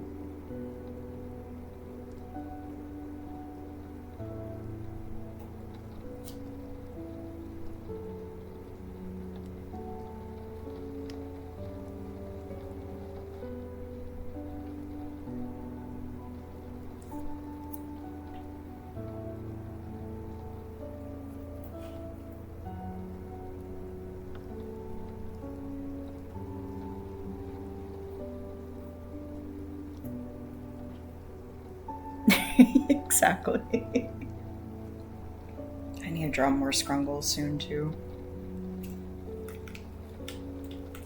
I want to try to figure out like either a daily or like every other day amount of time to just like shouts every artist. So true. I want to figure out like at least like a few times a week, like just 15 or 20 minutes to just like sketch. I think you're in a good place for now. Froggy son. I spent a lot longer on him than I thought I would, but I really enjoyed making him exist. I'm just gonna figure out some eye stuff.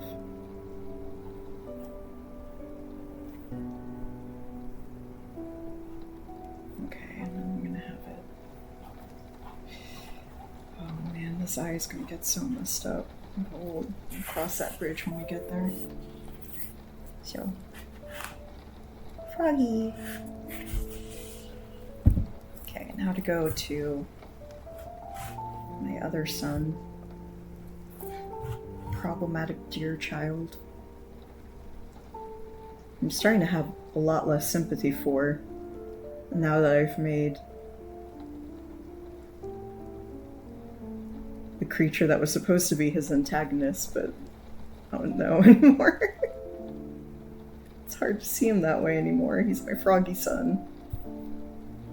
Maybe I'll feel the same way about the deer once I finish him.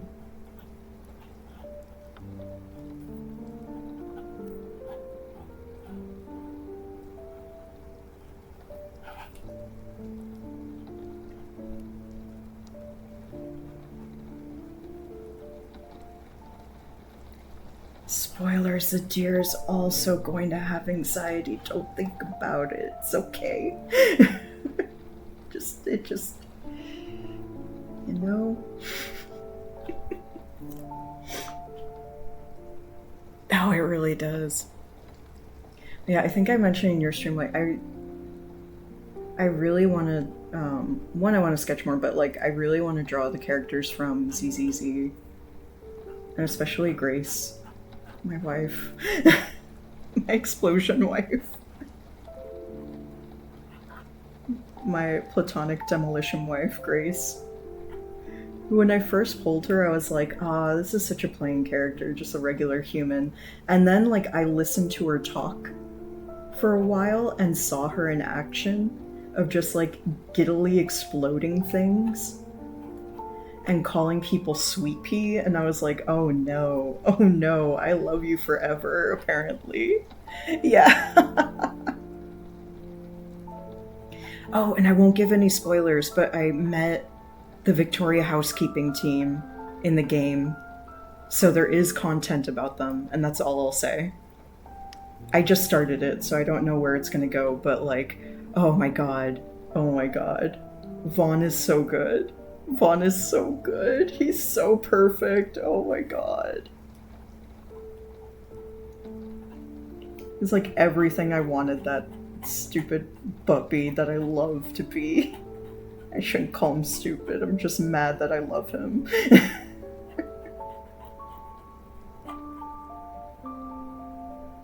Ooh, okay, cool. Used to it. Thank you. Yeah. No, that's how I feel too.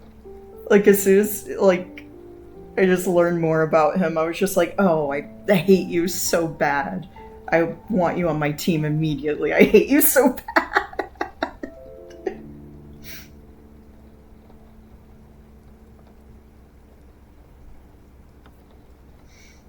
No, he's really, really good. You will be very pleased once you finally bump into him. Also, the maids are, like, super adorable, too. They did a really good job with the characterizations. I hate you. Come here so I can hold and cherish you. That is me with every single one of my favorite characters in any of my OCs. I hate you so much. Come here so I can love you forever. Yeah.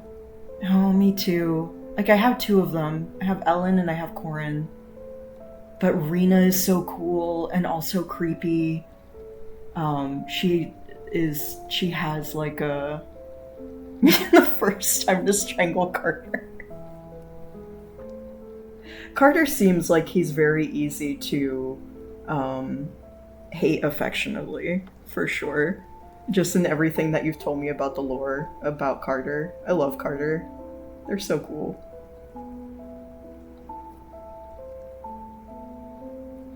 I would be terrified to ever meet Carter.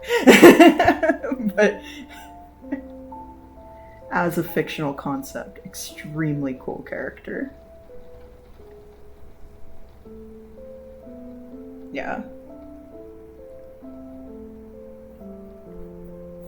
I always enjoy learning lore about that world.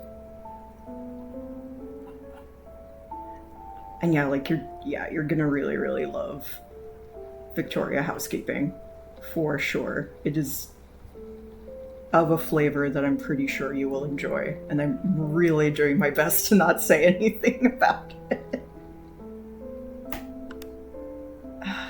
Do I want the arm going up? No, it doesn't make sense going up like that.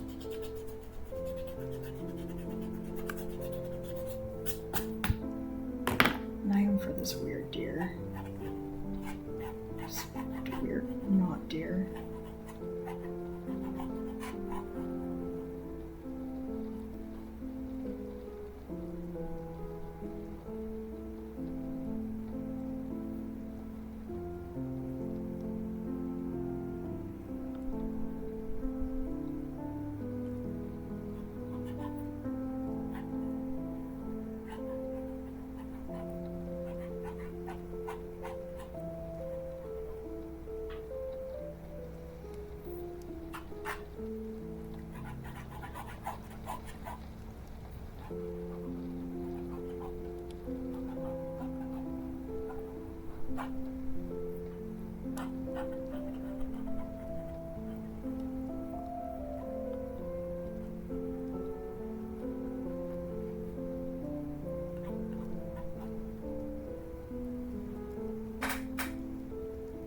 Oh, yeah.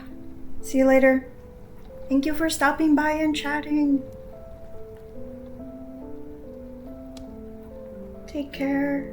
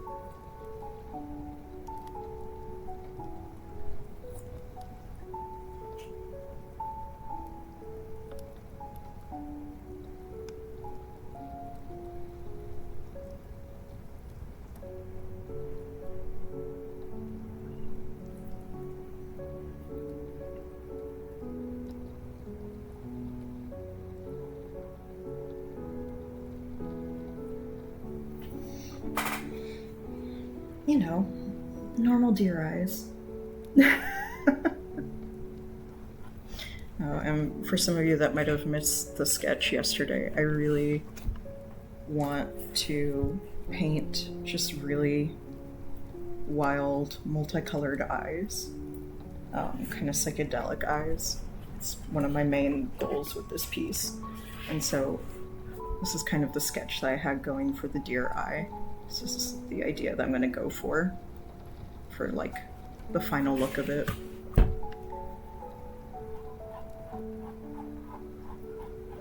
So we'll see how that translates. Hopefully, once we get the paint down. But yeah, trust me, I know this is eyes that are much bigger than would usually be on a deer, and that usually deer do not have phalanges for eyelashes. this deer is special.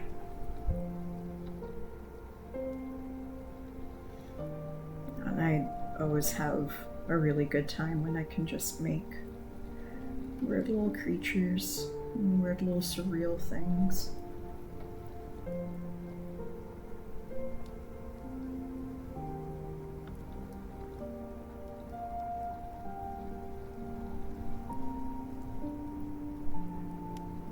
Get them out from just being things that I imagine and make them exist somewhere.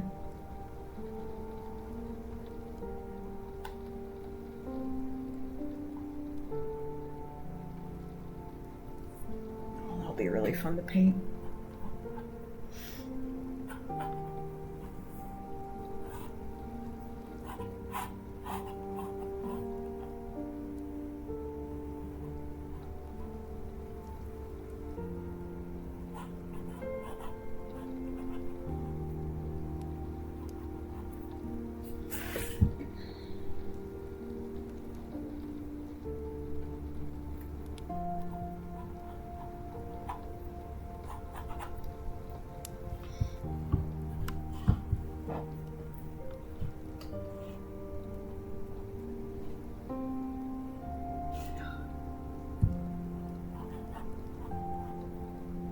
Sorry, I just did a sigh because I really love sketching with pen.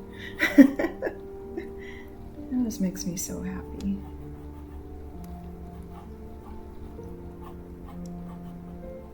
Drafting is always tough for me, but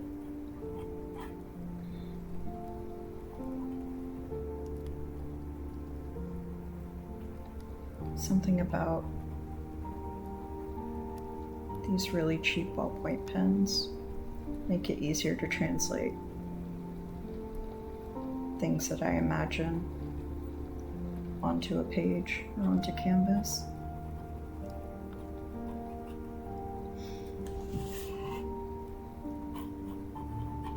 Is that arm too short? I think the arm's a little short. Just extend the fingies and do that.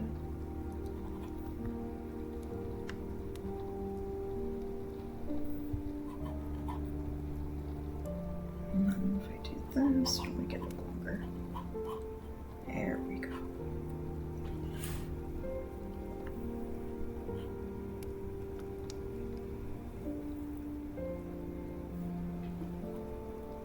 Maybe I have it end somewhere around here.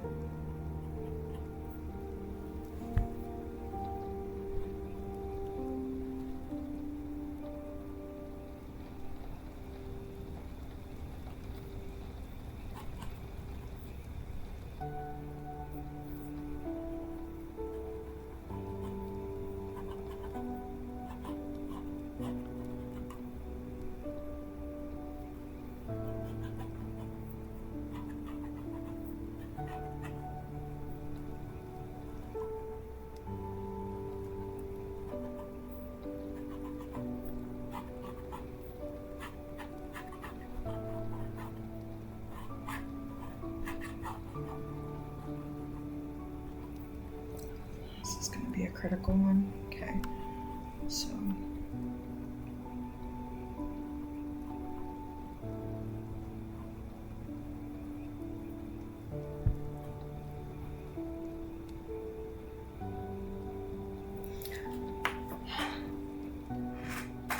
sorry, just Googling what a deer hoof looks like. Deer hoof.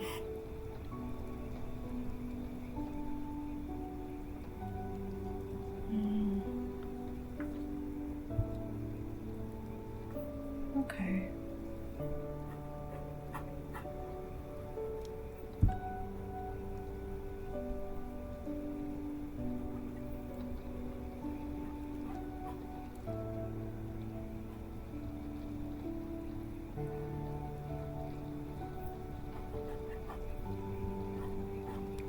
That's definitely something I'll have to fix with the acrylics once I get in there.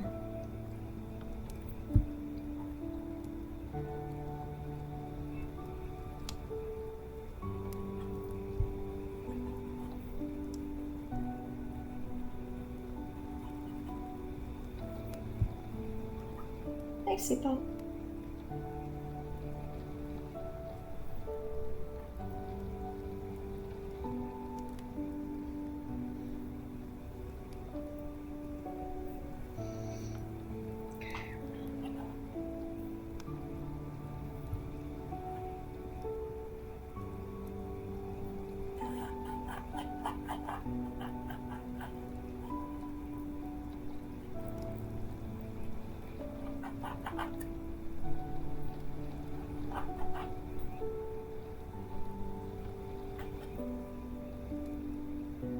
How's that look again?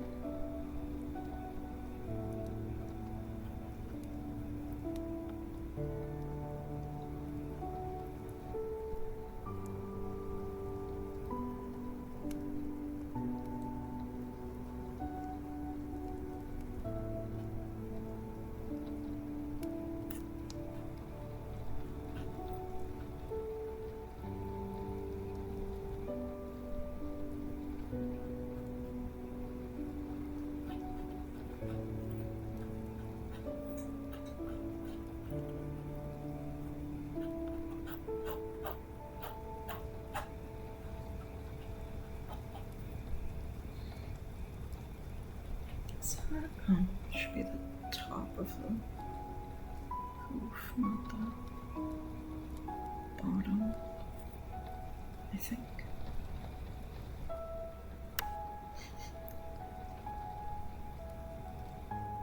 How do lakes work, right?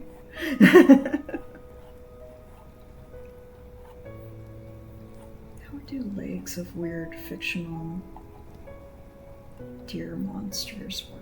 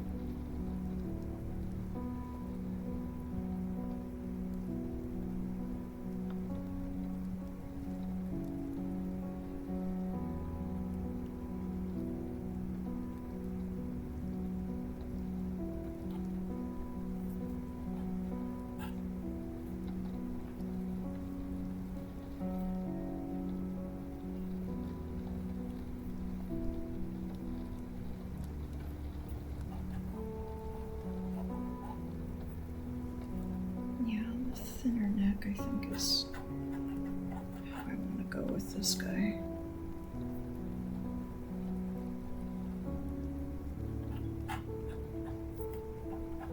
Deers have like kind of big, thick, staunch necks, but kind of figuring out what feels like makes the most sense for this creature as opposed to just like a deer.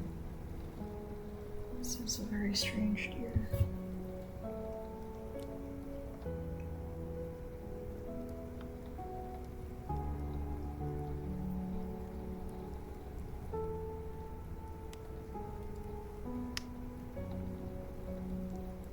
Aw, thank you, Lovesick. Appreciate that.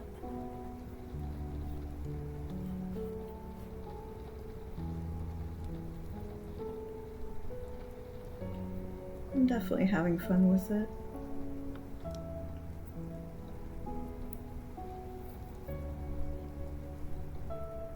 Okay, those are my two main dudes.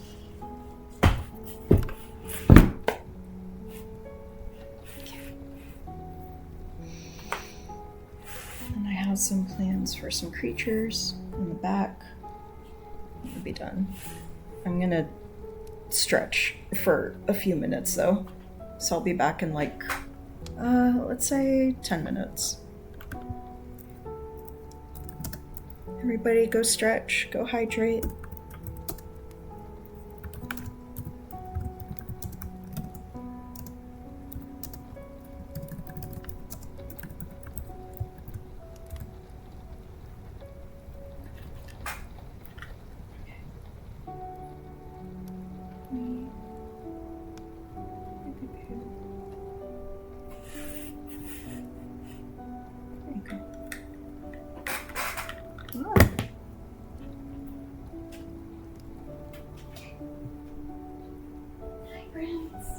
Oh, is that your tummy? That's a good tummy. I know you're a good girl. You're girl Prince.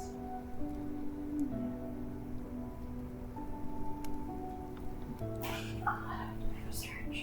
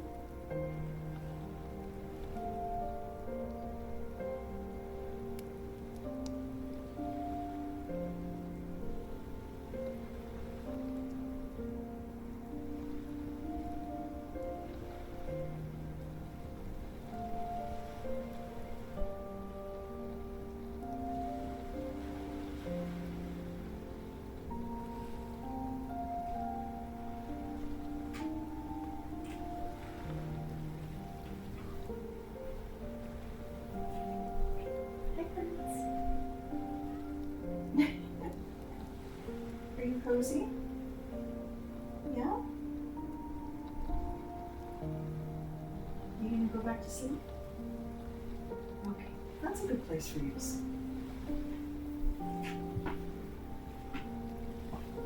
I'm almost done, friends. Ooh, big stretch. Big stretch. Yeah. You're a good girl, Prince. Yeah, you're a very good girl. Okay, get back to it, okay?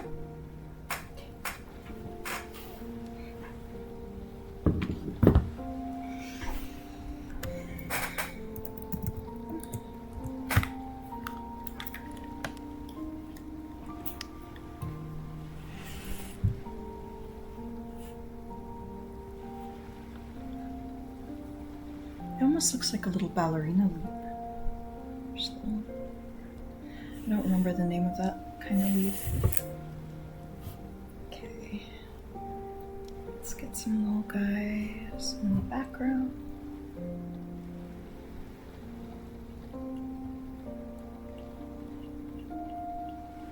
These ones I don't want to make too detailed because then I will be very tempted to over-render them.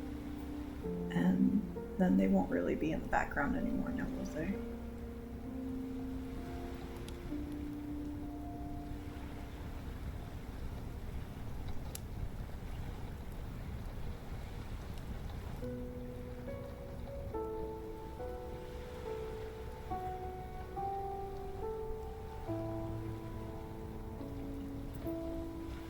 Plus, I'm definitely starting to get a little tired. I was thinking about it during the stretch break, and I don't know if I'm going to start painting tonight after I'm done with sketching. Just because I kind of went so hard on the deer and the frog.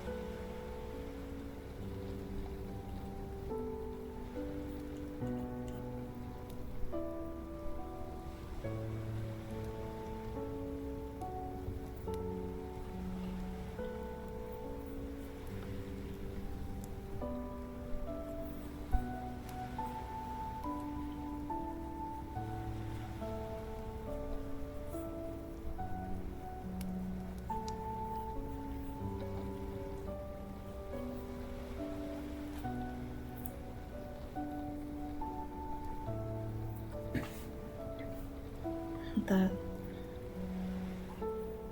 probably, I always try to aim for 4 hours of streams, but I have to remind myself that like when I do something like art, it does take a little bit more out of me than if I'm doing a jigsaw puzzle or playing a game. So if I can't do 4 hours of pure art, I think that's more than reasonable. But I am very much enjoying the sketching process, so I do want to finish sketching so that tomorrow, for the last stream of the week, I can start laying down some paint, some colors.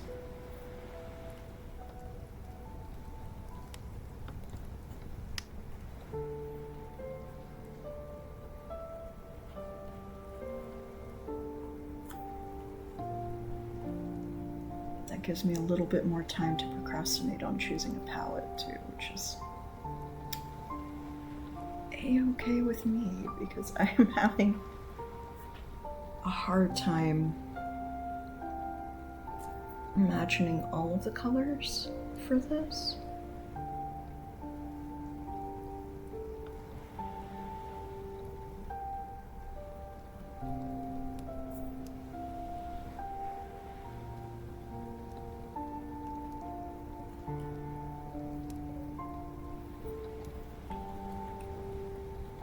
There's some colors that I have kind of more or less figured out.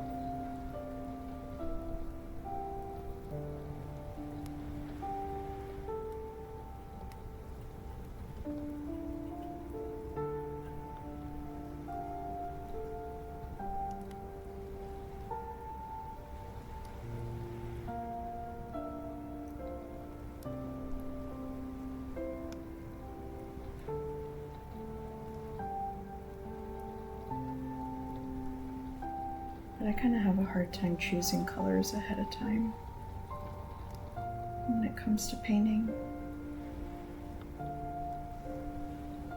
Like, even when I think I have something figured out, I'll start painting and I'll be like, actually, let me just completely change my mind on what I want to do.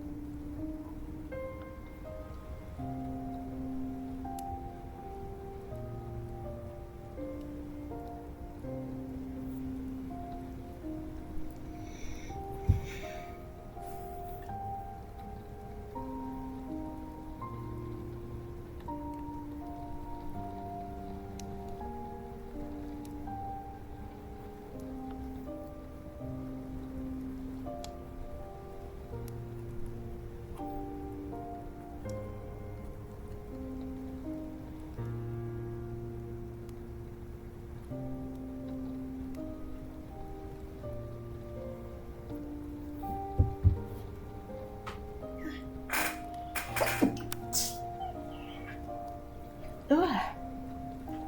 Sorry.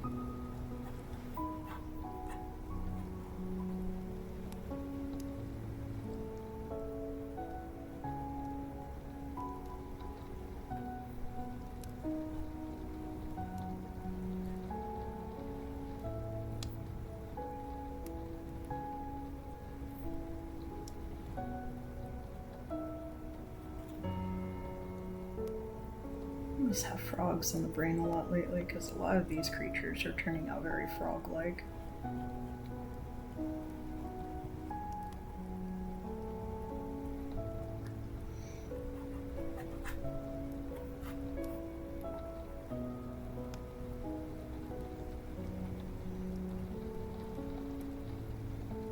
I like them though.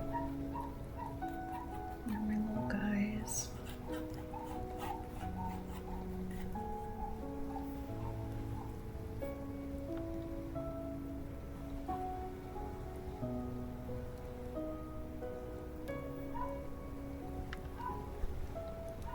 Little monsters.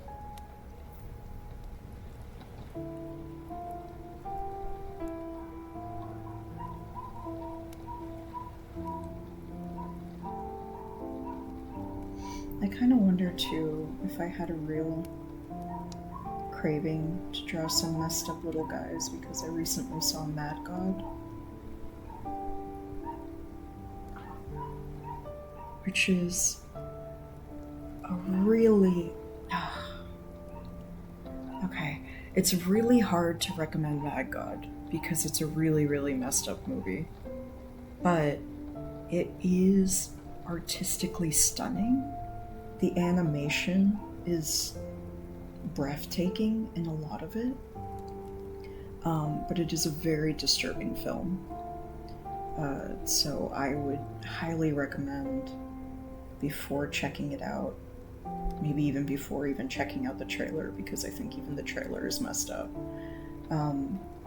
checking out Does the Dog Die for it, and it really, like, if it seems like it's too much, it probably is. It's visually a lot, but I really love kind of beautifully grotesque art, I suppose you can say. I love all art, but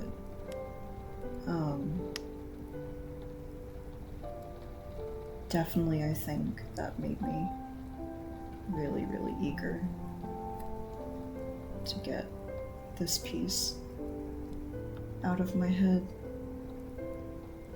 and onto a canvas. And especially once I found this canvas on clearance, I was like, oh, that's the perfect canvas for the deer thing that I've wanted to paint.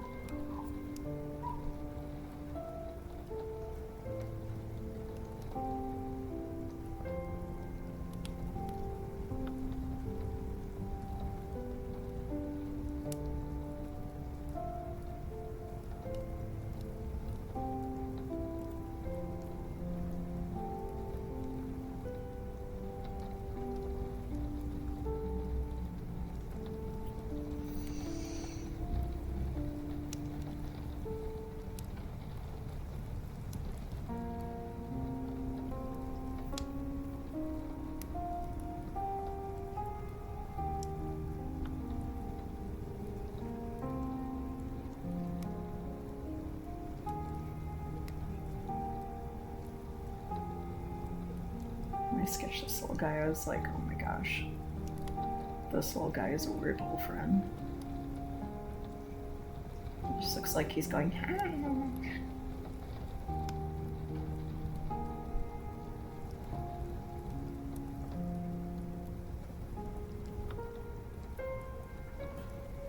Just a teeny guy.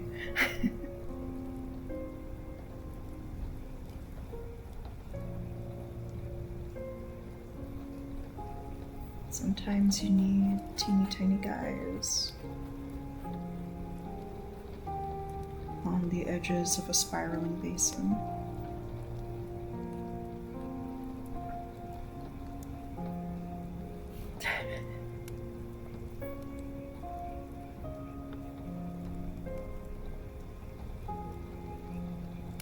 Okay, now I need to make this one guy not look like Falcor.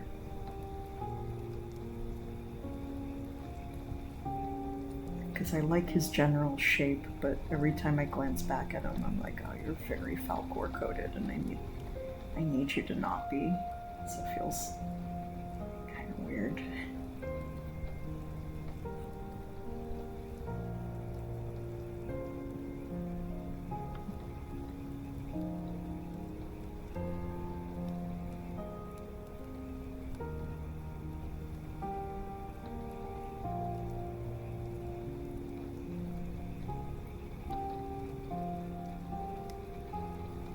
So I'm really changing up some parts of the design I originally sketched because I'm just like, don't look like Falcor, please.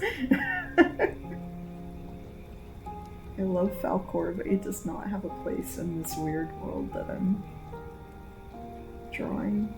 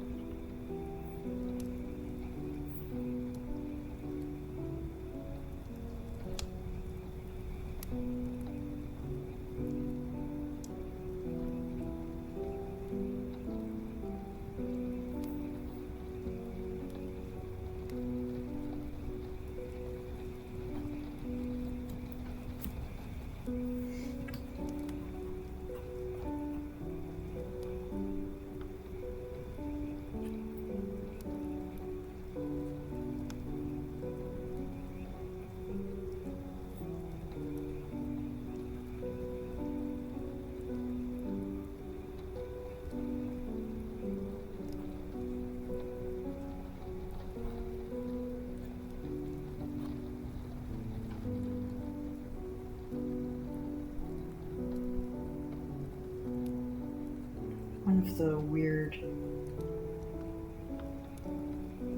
random nicknames that I accrued growing up from some of my cousins was actually Falcor. I was the baby cousin. And just something about the way I looked, apparently. The way that they always explained it was that I just had these really big brown eyes and very fluffy hair.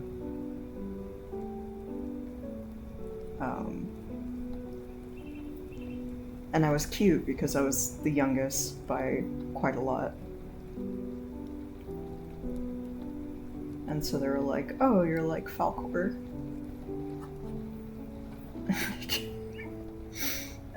I didn't see it. Like, I don't know what they were talking about. But a couple of them kept that up for a bit. For a couple of years. I also, like, was a cute little, like, toddler around the time of the Neverending Story either coming out or just being, like, really popular. Whatever it was in the late 80s, early 90s. Or one of the sequels had come out at that time. So it was just kind of on top of their minds.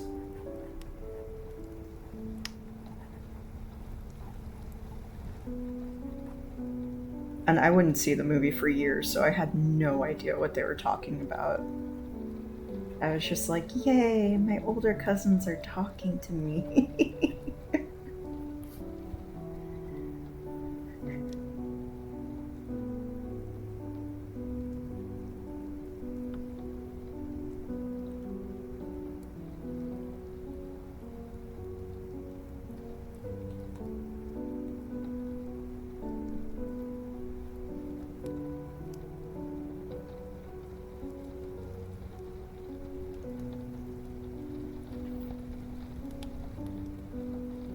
Don't get too detailed. Don't. Okay. And one last level to this weird monster purgatory.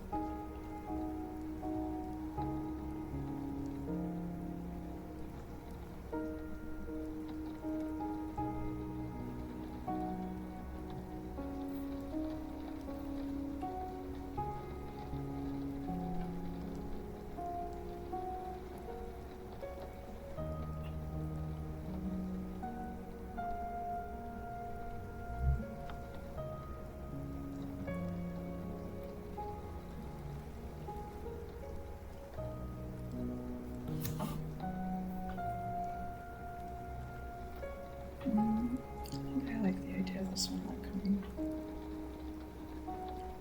But then wouldn't the...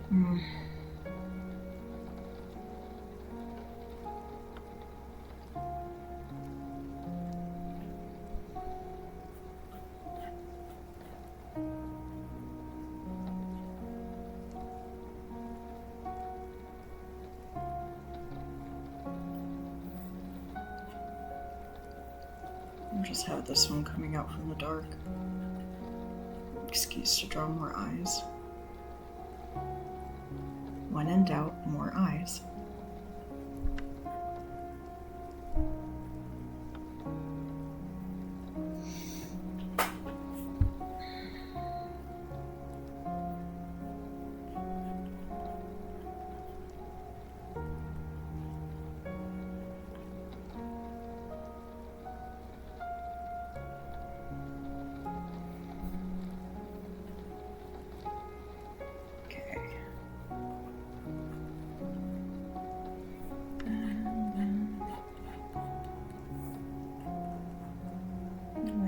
Idea of this being really dark, kind of going closer to here.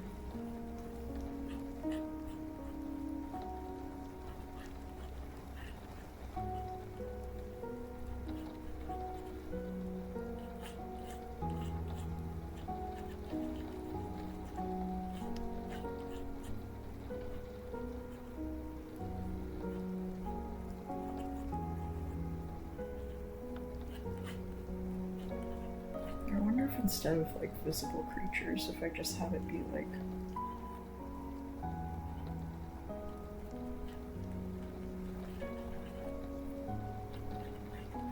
ominous creature eyes. Now that I'm going to be establishing what those look like in this world.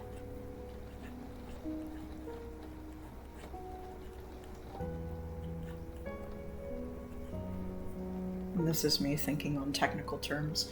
Also, I can have the eyes directing to where I want the viewers to be looking as well.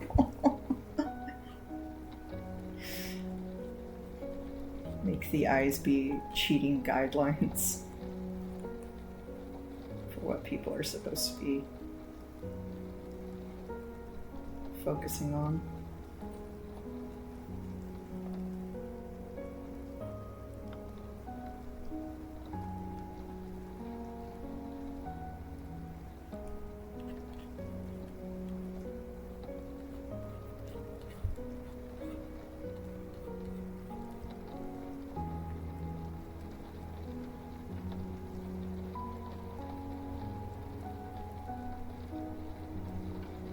And then that way I don't have too many highly detailed things going on in this section besides the actual, like, characters themselves.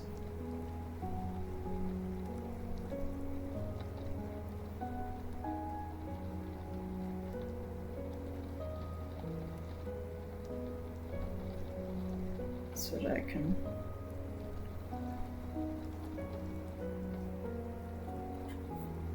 have room to focus on them.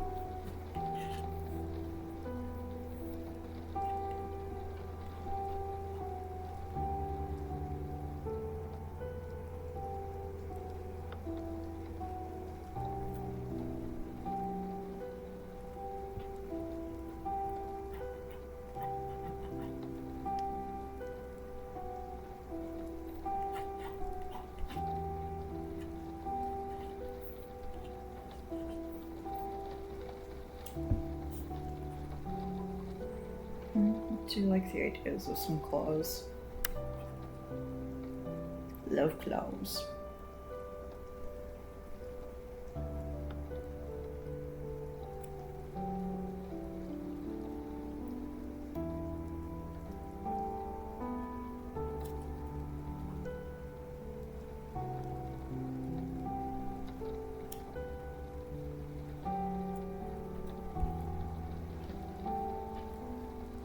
Okay.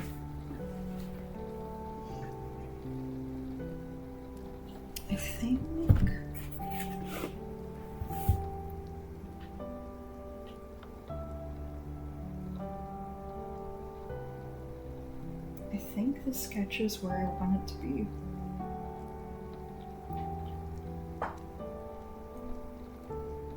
Oh, I did that for like 3 hours. Let me see if I can get a good shot of it. Maybe.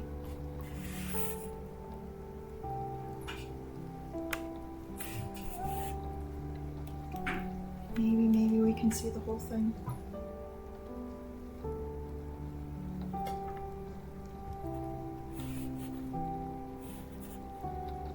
Oh, you can see most of it.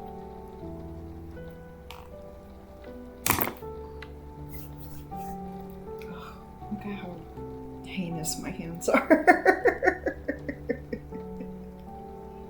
I'm surprised I didn't rub more of the graphite around on the canvas. Luckily it went mostly on my hands. But yeah, I think this is where our sketch is going to be. And I'm just gonna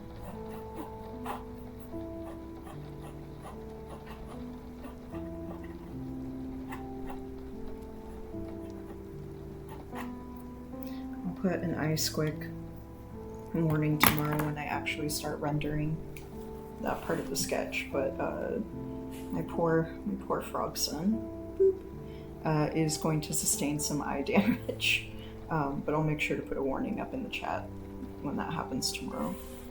Do you like his little hands though? I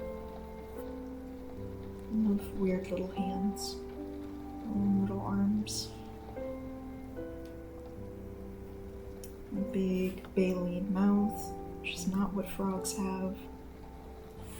This one does.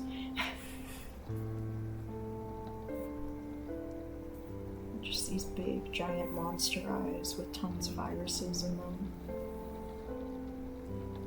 And they actually like kind of pop out from the flesh a little bit. I'm going to emphasize that with this side too.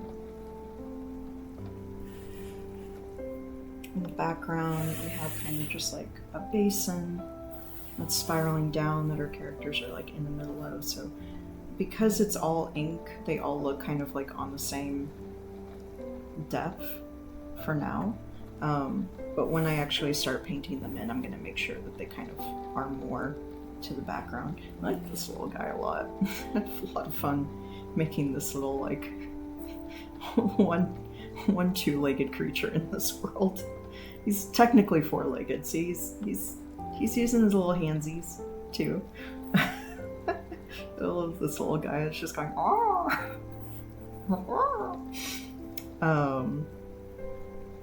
And yeah, some extra claws, tail coming in.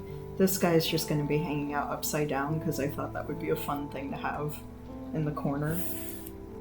Especially because there's so much that's going to be weighing down this corner here. Really like the whole bottom, but especially this corner once this eye is in and painted in.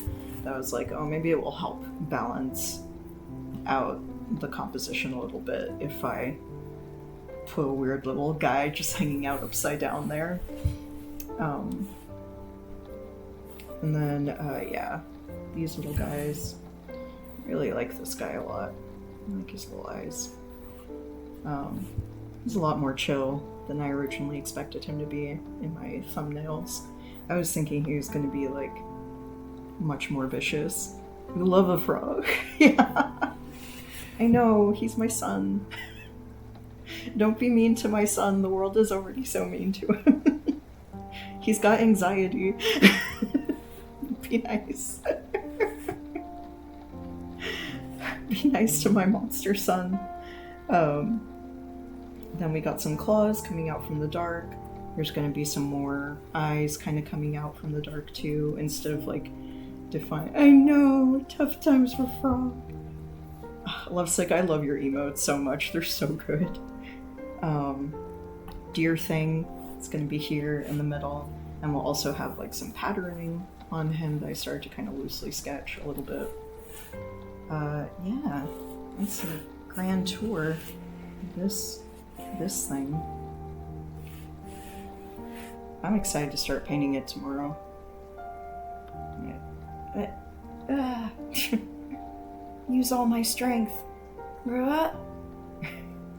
It's just a floor lamp, it's not that heavy. That's gonna be fun. That's gonna be a lot of fun. But yeah, I think I'm going to wrap up, get some rest, and yeah, thank you everybody so much for hanging out, for being, yeah, thank you. Y'all are very, very kind and supportive, and it means a lot. So really thankful for everybody. Yeah, I love doing art. That's why I really hope that streaming will give me an excuse to do many things that I love, but also give me an excuse to dedicate some time to art during the year, when I'm not going out and trying to be a lawyer. Because it's just so relaxing to make funky and weird art, and I always love it so much. But yeah, I'm gonna go rest. Is there anybody that's going right now that I could send y'all over to? Let me see. I haven't done a raid yet, so I don't know how it works. Let me see if there's anybody.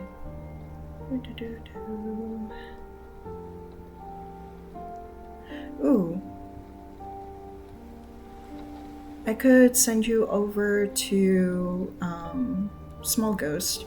Small Ghost is really cool, and I think is working on art too, so that'll be like more of the same stuff. Sweet. Okay, I'm gonna send you all over to Small Ghost. And yeah, thank you everybody for coming by. Really appreciate it. I hope I did this right. Bye. I'm too